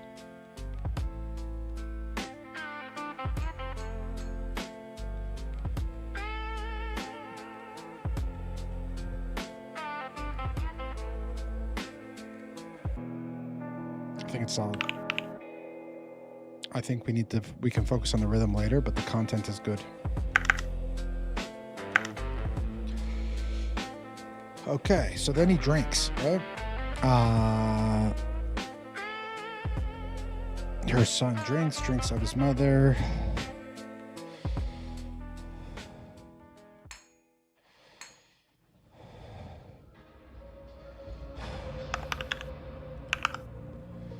Do we repeat this or do we say something else about it? So I'll show you what the option is.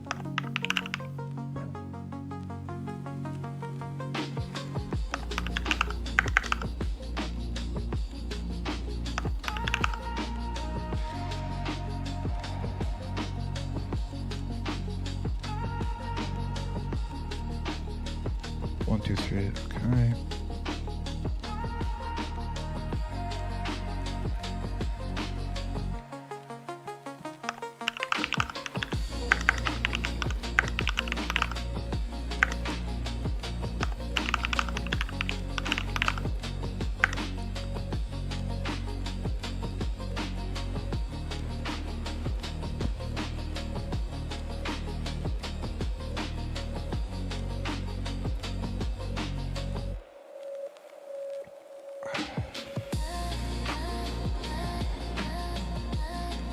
I don't think the son, we could just say,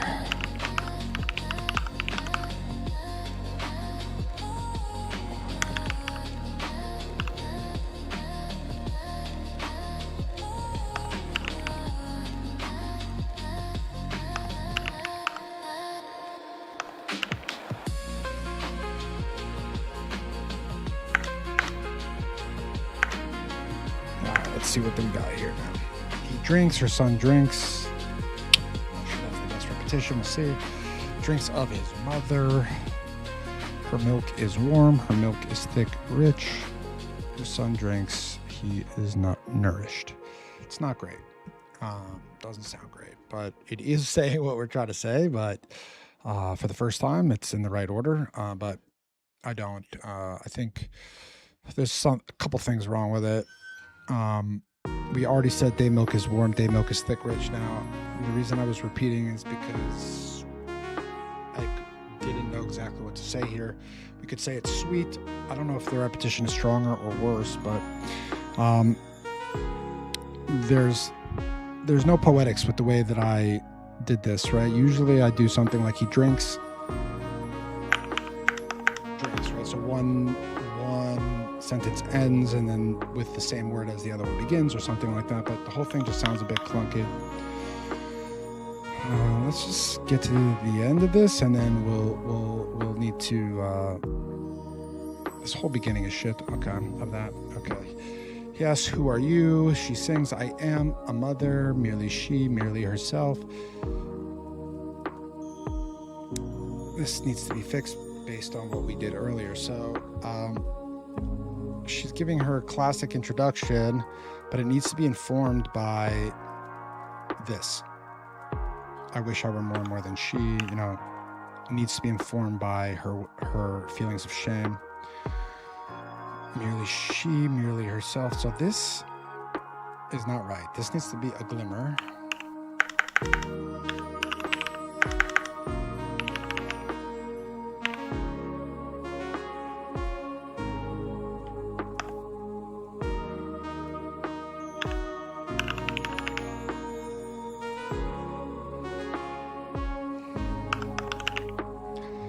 So when she was a daughter, she was naive when she was introducing herself, and now she is really, it's really tragic the way that she's describing herself now. So whenever these celestial bodies introduce themselves, we have a sort of template that gives us this incantatory rhythm, and it gives it structure that people can hold on to, right? You are a daughter, a glimmer, she herself. Your form is blue, blue waters. For your heart, a diamond. Dying sun beholds itself glimmering in her sweet waters, right? So we are following that template but we are saying it slightly differently, where now she's kind of down on herself. Instead of being proud of who she is, she's talking about the things that she's only versus the things that she's grateful for. So she does come from a dying sun.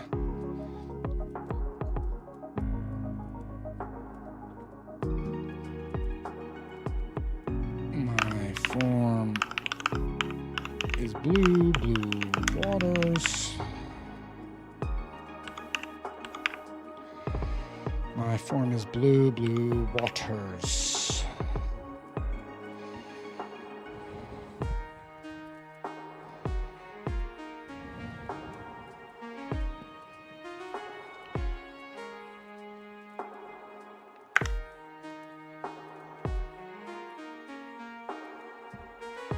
We're missing one line. What does it say? When she is introduced. Dying sun beholds itself glimmering in her sweet waters. Okay.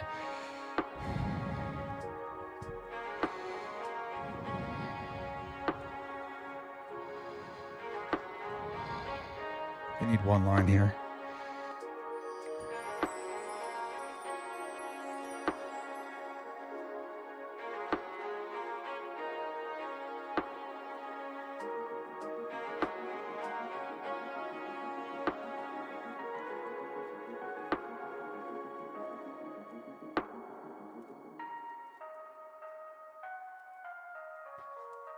Let me look at some of the other intros we've done for that line.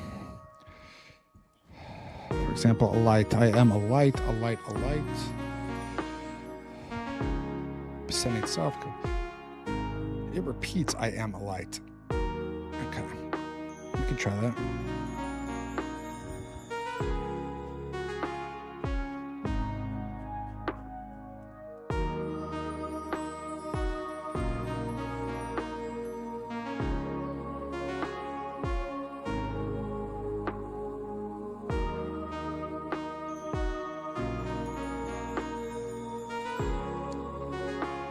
I am a mother.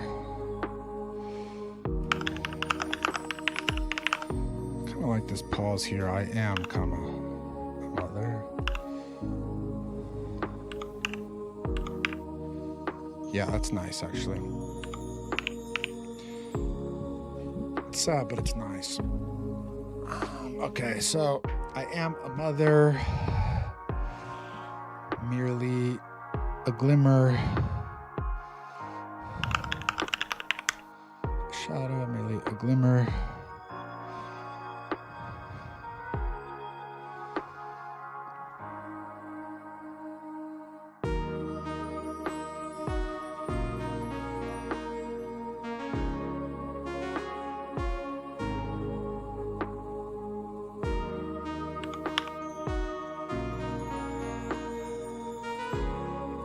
To match it perfectly, we would say a mother, comma, a glimmer, which has what we like when it ends, one sentence ends with where the other begins. But I am trying to articulate that she's ashamed of herself here, and that word merely is important, but we don't necessarily need to overuse it. Like, me merely beautiful is pretty powerful on its own. So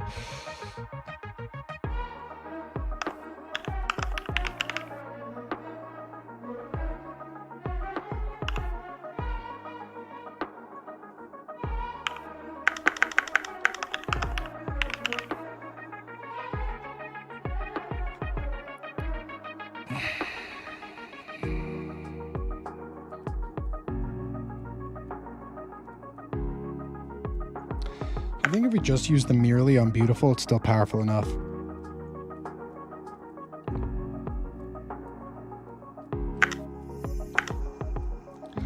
She sings, I am a mother, a glimmer. This is just following the same format that we do for all these introductions of self-declaration.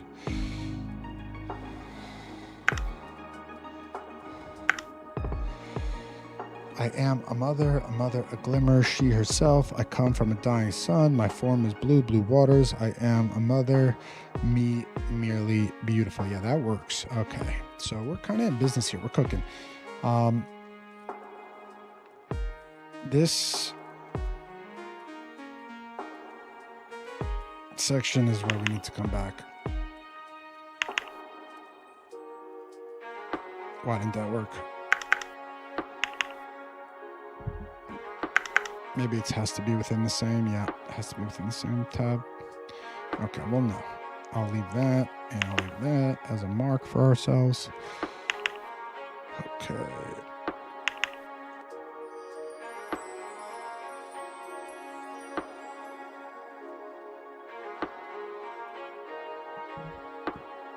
Okay, so now I don't think she, and let's go back to the outline that we quickly sketched here for today.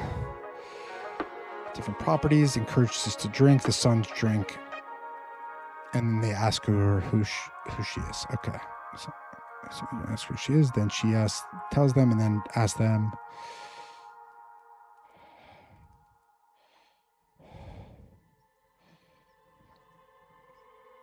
I think they go right into asking then who they are, right?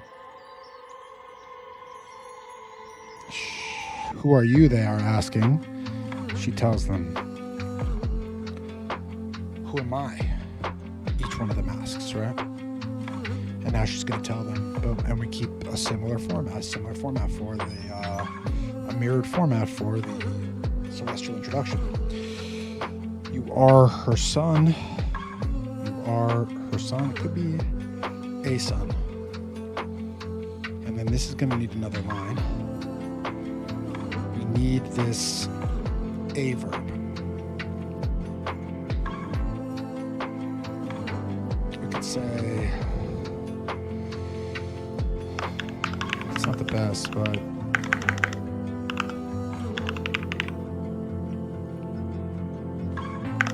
we're going to need a better word for that.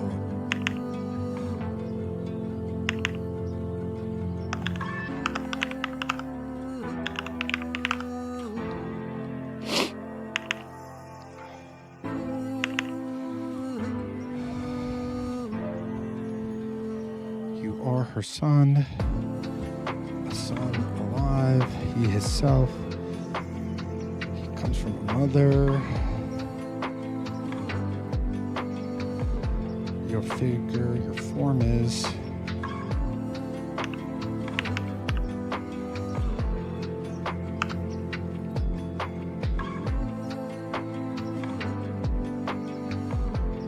This is redundant. Form is 2 eyes, to seek, to see he.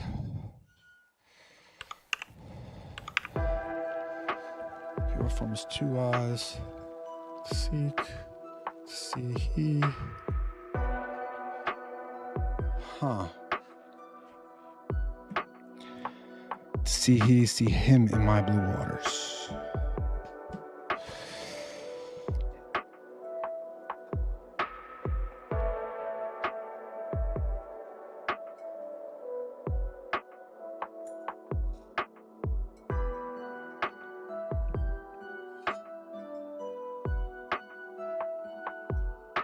I'm trying to get her to convince them, to encourage them to look in her reflection, to look in her at their own reflections.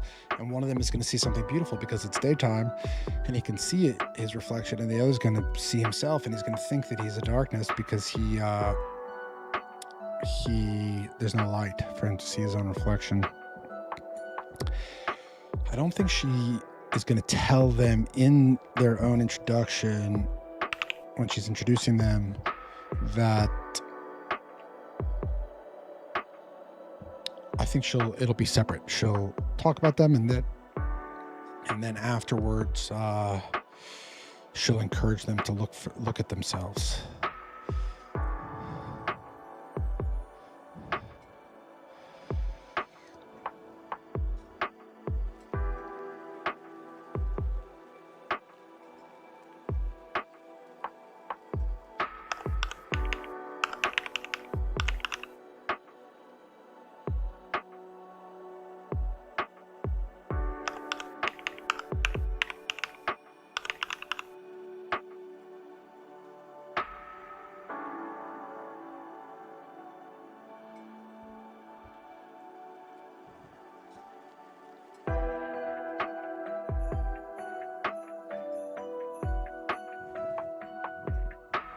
She could be telling them, like, we're the line that we're working on is this beautiful line in these introductions, right?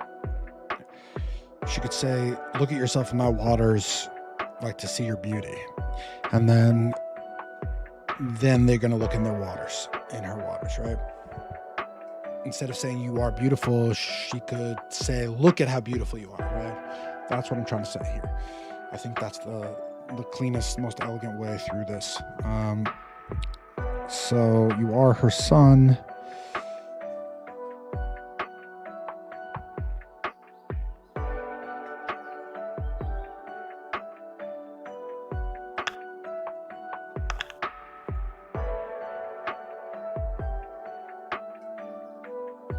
I'm not sure this is his self. I think her son.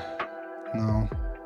I wonder if he's not a son. I wonder if he is just her son all the time.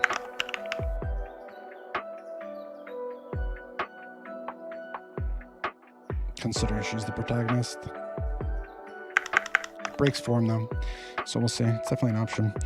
He, himself, you come from a mother. Your form.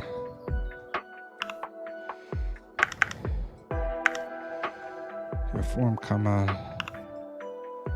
2 eyes.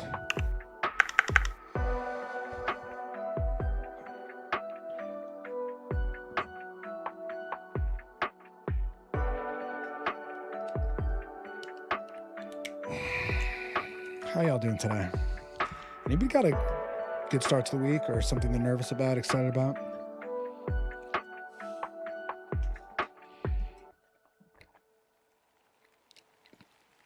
I think she says, see yourself. Or maybe she says, seek, right? I like those words where it goes seek, right? So it kind of builds within itself. It's the same word, but then it has an extra letter, like become, right? It's the same word, but it continues. It has a real nice gathering feeling of momentum, of power, of inertia. Okay. Seek yourself.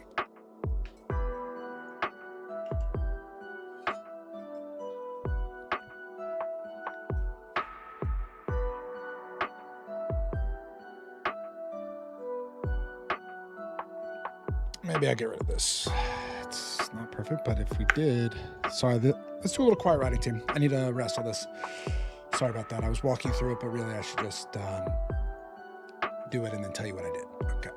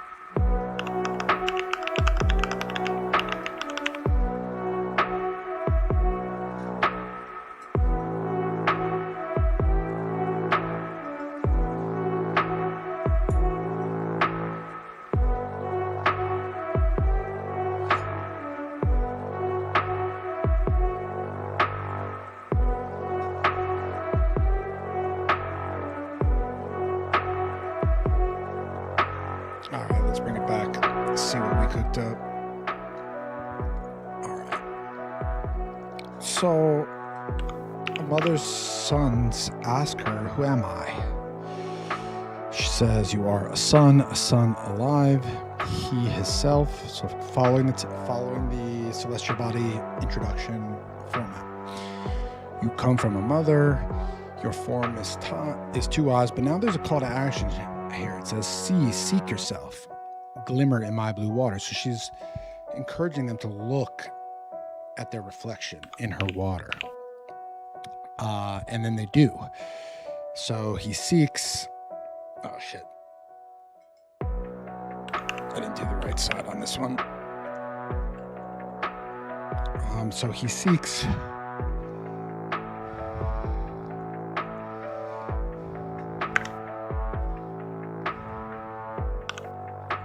This time it's seeks and sees.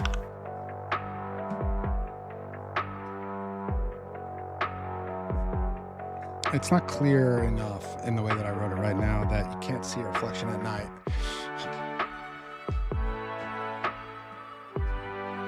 You can only see it during the day, and that's why he sees the darkness.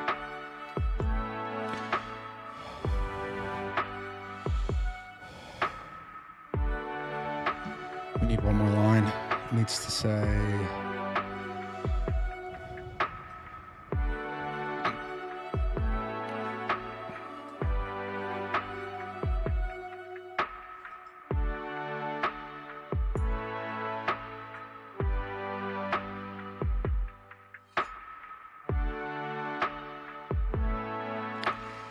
there needs to be something.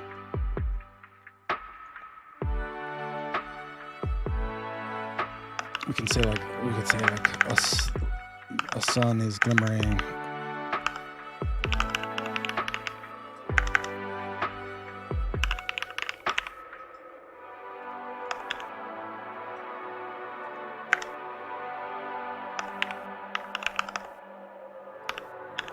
It's not correct, but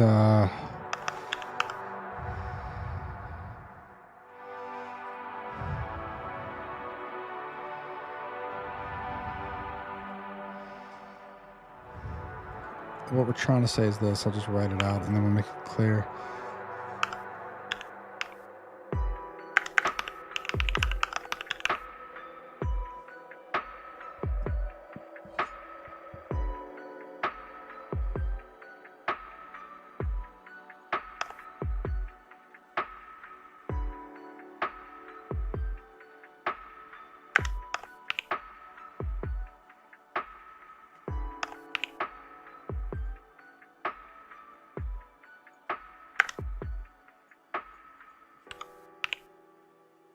I'm so locked in, team. I really want to finish these myths in the next,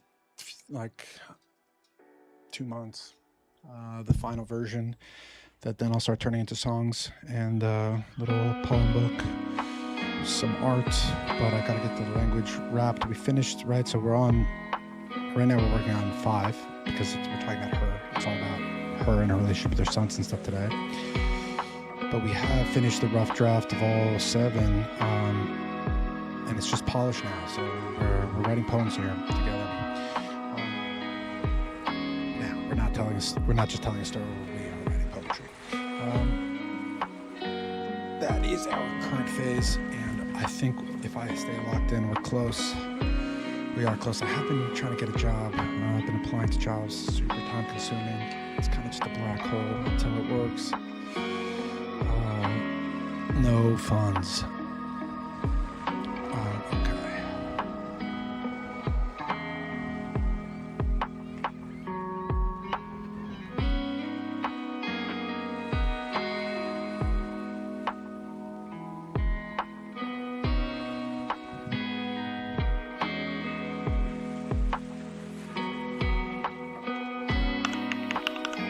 So first he's seeking, right? So I think first he's looking versus seeing. So first he seeks. I like to end sentences with one word and then start the next one with the same word. I like that. It has a funky name, whatever that's called. It's like Autumana, whatever. If somebody wants to look that up, I would love to. I've known it like 10 times in my life. what it's officially called when you end one sentence with a word and then you start the next one.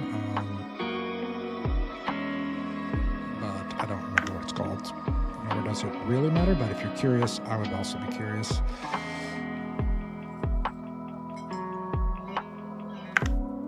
And the reason why we have his self spelled like this, if we have herself, itself, right? They're all one words. I think separating them into his self seems would be odd. It should be one word to be consistent. So he's looking.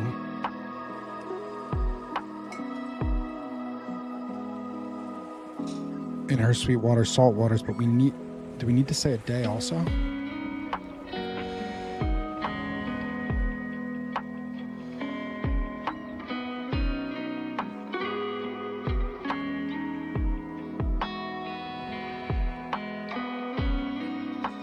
Say at day, at night.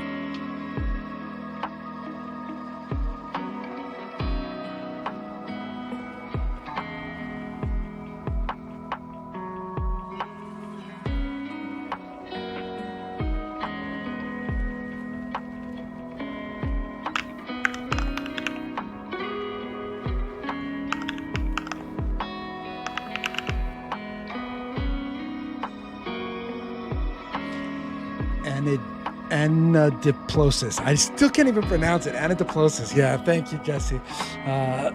That's exactly the word. That's the word that I have known for over 10 years, and I've been writing, I don't know, definitely more than 10 years. Well more. And I've known that so many times, and I've been studying, and I can never remember it. And iPhone didn't even recognize it as a word. Yeah. It's actually not that common, and I think it has a real nice handshake, because realistically, like, one sentence is supposed to tee up into the next one. I don't think it works as much in novel writing, but in poetry and in this mythic register, I'm finding it just makes it sound so fucking nice. And you'll see we have a lot of those. It's kind of a part of my style. And another thing we like to do is build. I don't want to lose sight. Let's keep focused. I have a lot to accomplish. You come from another. He seeks his self. I don't think we need a day, but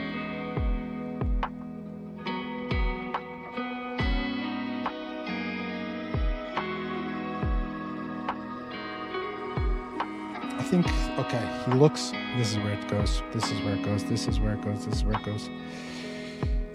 He looks in the sweet waters.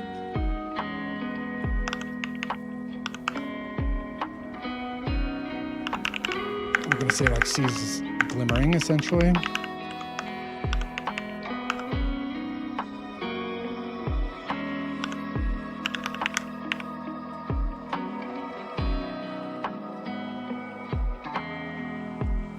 And it's really quite tragic here, this evil brother that we're creating, showing the origin of evil.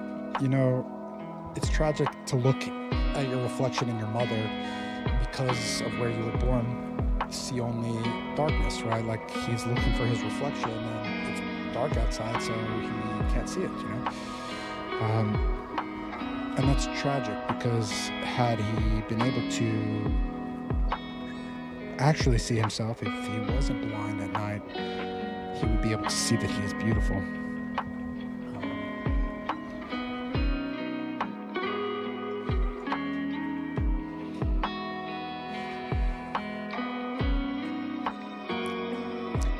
He seeks. This is shit.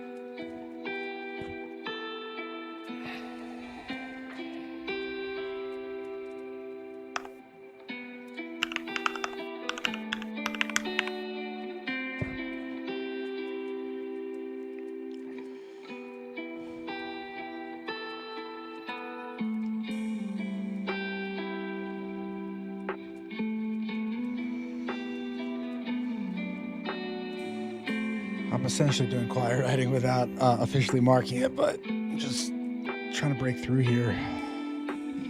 It's kind of an important moment. She's saying, look at yourself in my waters, like a mom to her son. And he can't see her. But it hasn't really gotten much better with all this wrestling that I've done on it. And we've made a lot of progress today. Got much better today. I felt very good about today. But in this particular case, we've been wrestling with it for the last 8 minutes and it hasn't gotten any better. And by 8 minutes, I have no freaking clue how long it actually was. He seeks himself.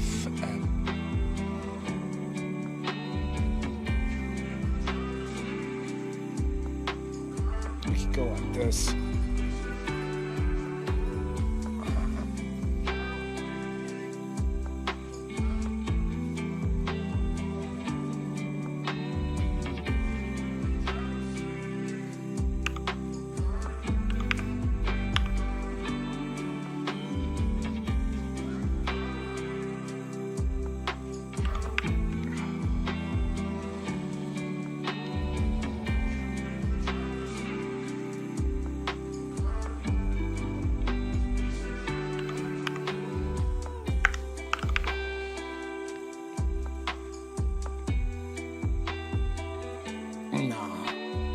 That's not good. It's too complicated for an opening line. We like these opening lines to be simple. He asks, she sings, he drinks, right? That would be breaking the pattern, and you don't want to break the pattern and the rhythm unless you're getting something out of it. In this case, I wouldn't be. I would just be I'm just trying to combine lines to accomplish more in fewer lines, but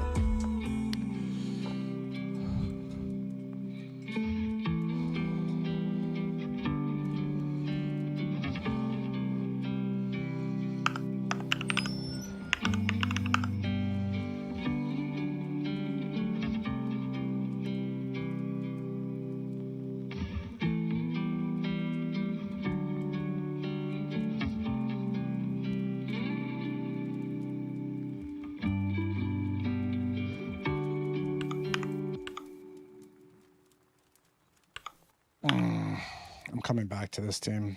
I'm not sure I'm gonna 100% clock that right now. He sees. That's why.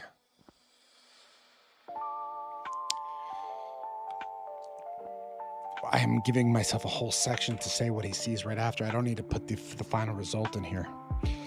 So this is actually better than I thought. I'm actually in a better place than I thought. Okay. That makes sense. He redoes his declaration. So she had told him who he was before, right? She says, he asked, who am I? She says, you're my son. You've got 2 eyes, all that shit. But now he looks in his reflection and he's talking about who he is. He's saying it himself, right? And you can see how there's like this kind of passing of the torch where at first like a daughter asks a dying son who she is, and a dying son has to tell her, but then later she declares herself. It's the same thing. First learning.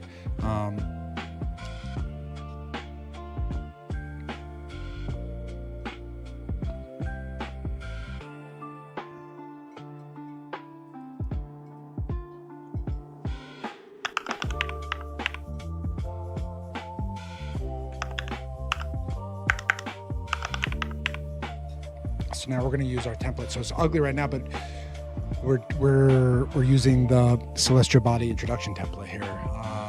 By template, you mean it's just like a formatting consistency of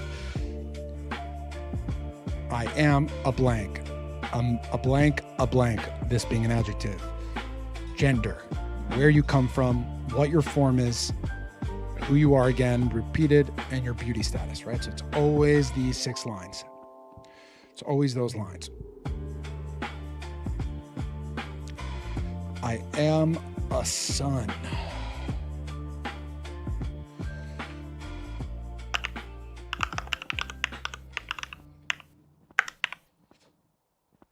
So,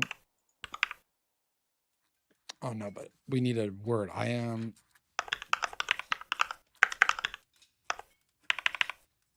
You see that? We need a good word for that.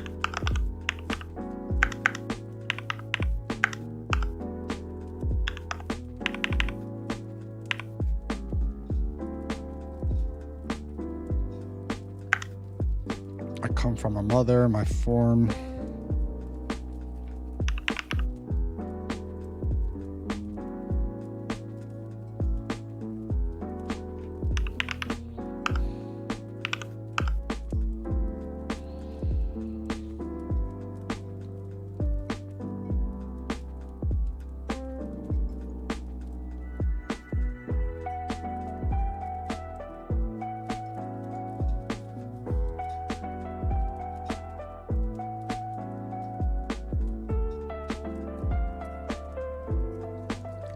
Okay, so let's do one more thing. We'll wrap up with something fun here, and it's pretty important and pretty fun, and I think it'll show you a bit of this writing process, and I think you may learn something from it too. So when we're writing a poem, right, an epic poem, and so every time that we introduce one of our celestial body characters, they introduce themselves and they say, like, in this case it's you are, but I am a daughter, a glimmer, right? So there are these adjectives, these words that start with a, that really sound nice with next to like a daughter, right? And so if you look at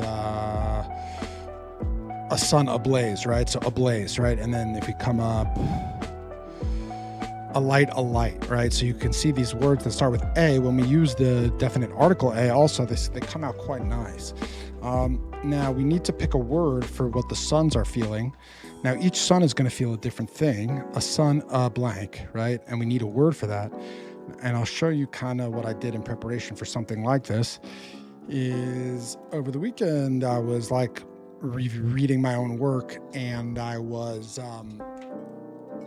preparing for, we finished last week we finished the vomit draft to the end. And we're dumping into the reader draft. It's time for poetry, right? We need to see if the poetry is going to land. And we are, in order to do that, you need the best possible words, and you have infinite word choice almost, but not really. If you're trying to say a specific thing, you have a couple words, and I like to know all the words that I have. And so I've been collecting words that might fit over the weekend. Right, you can see I'm using some of them. A glimmer, we're already using. A blaze, we're already using. A light, we're already using.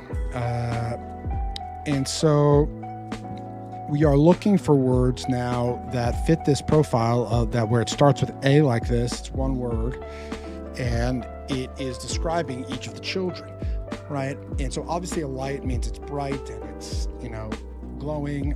A blaze means it's fiery. There's heat associated with that, right? So a glimmer, right? We're talking about, Earth. She's beautiful. She's feminine. She has this sort of shimmer, a magical sort of glimmering quality. And now we're talking about these two brothers, and we're looking for the right words, the right word among these to describe each of them. And when I am, writing poetry or specific sentences, I will do research on words, try to find a list of words. So we're just going to read through some of these and talk about maybe why they're good or why they're not good. I think we should consider, let me just scan these, see if any of them are good. A quiver, a tremble, a shiver. So what are they feeling, right? So one of them looks in it, looks in the reflection, sees himself, and now is self-describing his identity. So none of these have been good so far.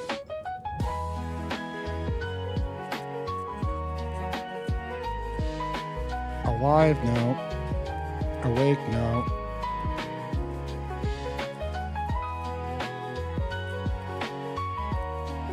Afeared is such a good word, man. In my myths that I read, people use it all the time. Amaze. maze, kind of interesting. A ching, a chime, a clang.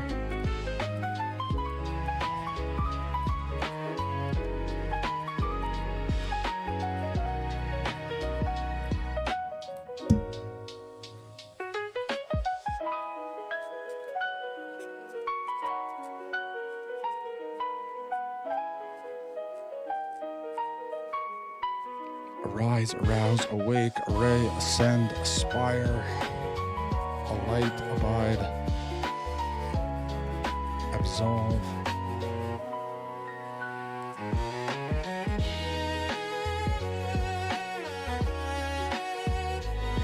Avenge, that's a good one.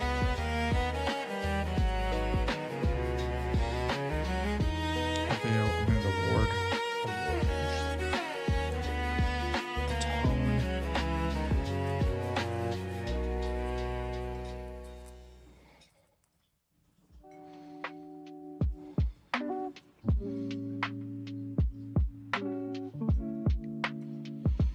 We'll make a call soon and start plugging them in. I just want to see what we have here first.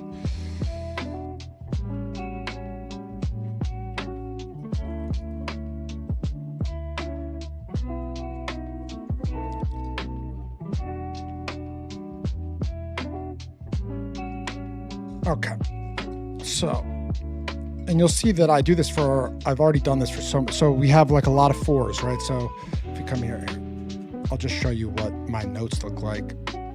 So we have a lot of fours, like four tongue, four eye, right? And so now I have all these words that start with four to look for wordplay. It's all just inspiration, man. Like I have to pick the words, obviously, right? But this is going to really help us with those, four tongue, four formed, four forms, right? So we have a couple sentences already like that, and there's no reason to not use, like forlorn is a great word, like forbid is a great, these are powerful words. And a little bit of constraints can really help creativity sometimes in finding the right words, and finding a way to do it with cleverness is very interesting. But now we're going to go back to these A words. We're looking for a sun, a blank. That's what we're looking for.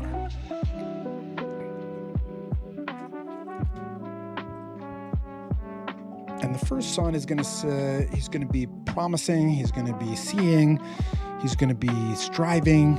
So let's see what sort of words we have for this. The first section, I put the best words.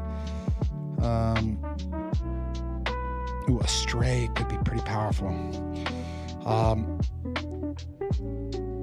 So he's not a light because that's what a light is. He can't be a blaze because that's what a sun is. He can't be a glow because that's what a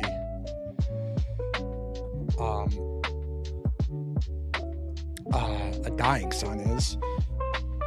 A gleam, I kind of like that, the gleam. Just so you know, that word gleam comes up a lot in mythology, like reflecting off of Achilles' shield, right? The sheen of different armor, like these things actually come up in very powerful moments, like light reflecting off of something. So I don't love a gleam, but it has mythic resonance, actually. It genuinely does. And also feel free to chime in if you guys think any of these are going. So what we're doing is we have two brothers. We have a sun, comma, a blank, and we have a sun, comma, a blank. One is good and one is bad. I'm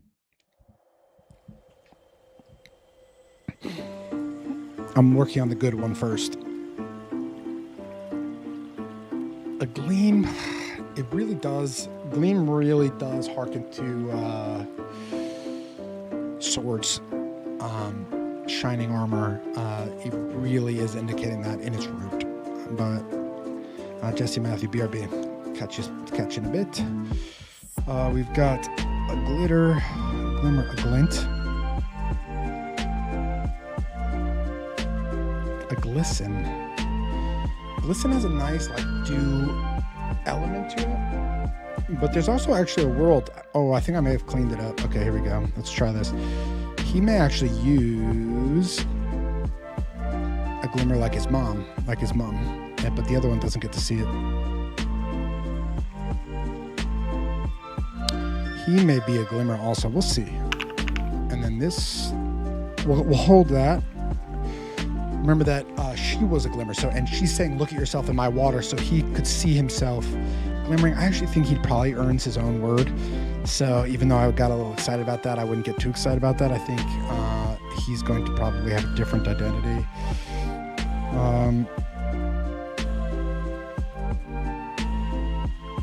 A shimmer. I think a gleam or a glint is not bad.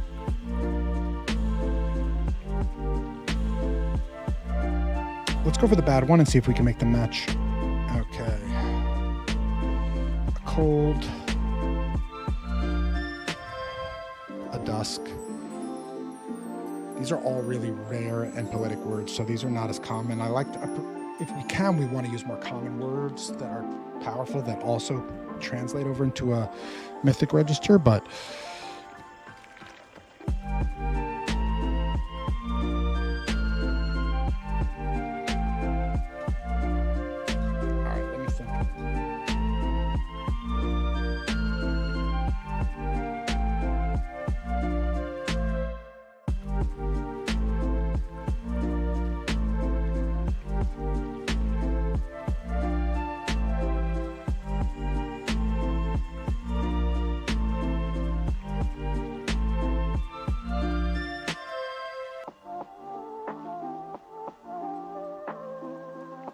a mort is kind of interesting for the bad one.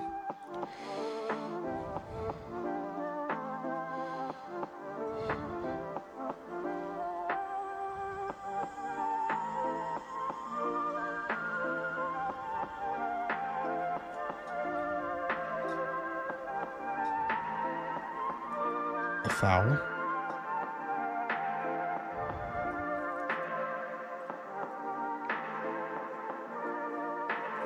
Ooh, one could be growing and one could be falling off.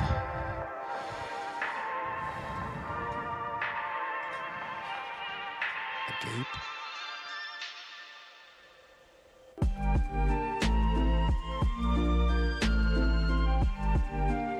Amazed. I like that.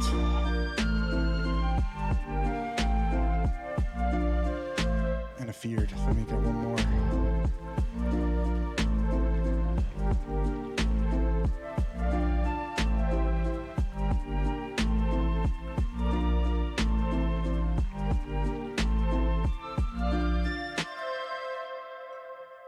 Alone?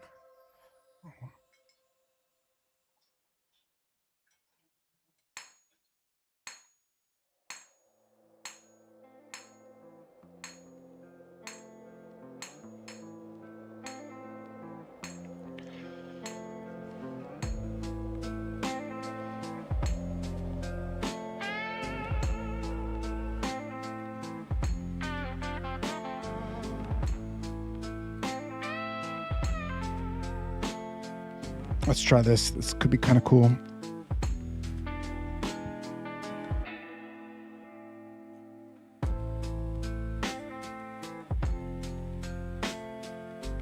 I like words. I would love to do like a maze and then use a maze also in the same sentence. I love things like that. When there are two words in one and you can use them both. Okay.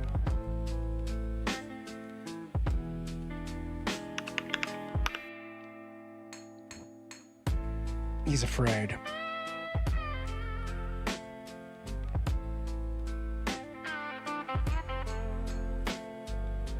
A maze not working, but a feared is definitely working. So he's inspired, right? So if he's not scared, he's inspired, right? A fire, a light, a glow, a gleam. I think a gleam is pretty good. I think it is growing on me.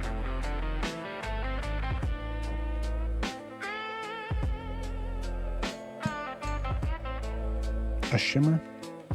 It's either a glimmer or a gleam, but I think a gleam is better.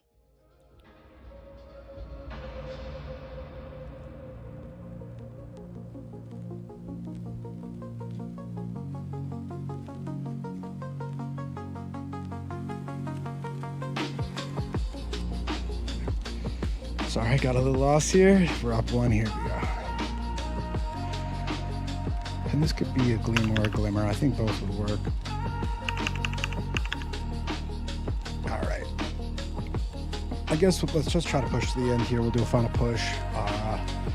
We'll pick up next week. I'll probably have tinkered a bunch on my end, but we're getting this to full send, ready to ship mode over the next 2 months. So we have a lot of writing to do, and we have a lot of polish to do. But writing is rewriting. You got to get it down, and then you got to rewrite it. Okay.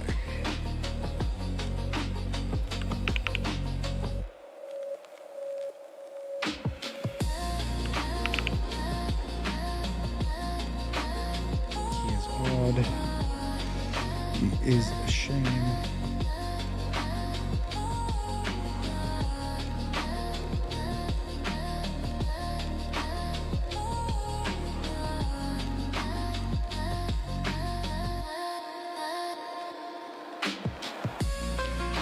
He looks and he sees he's beautiful. He looks and he sees he's a darkness.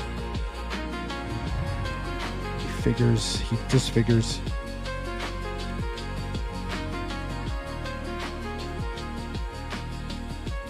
He figures his 2 eyes.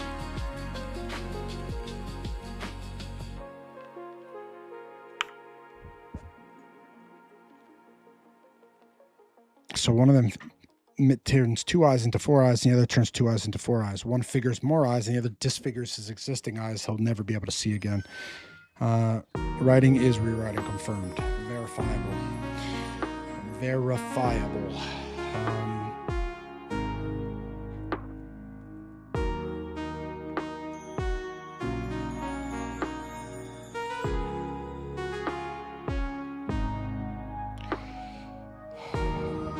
I want to say something dramatic here. I'm getting a little tired.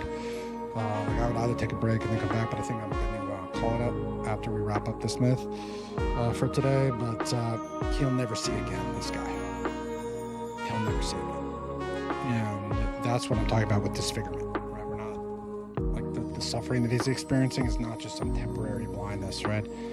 After this, he's so terrified of what he sees, that he's a darkness, that he disfigures himself.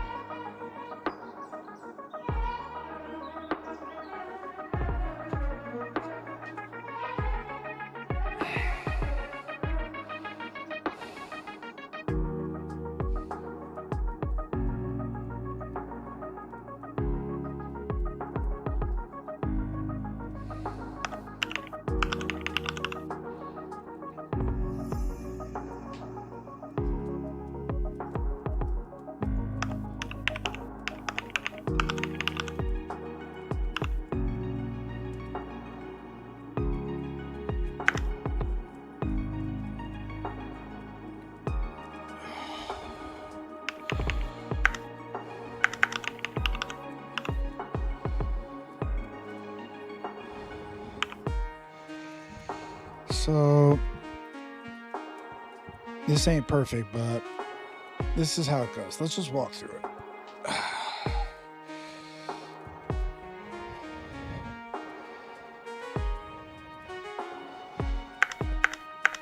We've got daughter who then births two sons. Okay, one brother's dawn, one brother's dusk.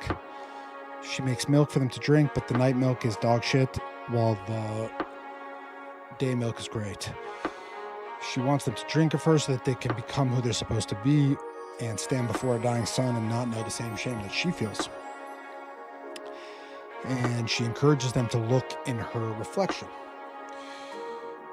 And he does. He looks in her reflection, but the issue is that one of them is looking in sweet waters during the daytime, and one of them is working at salt waters during the nighttime.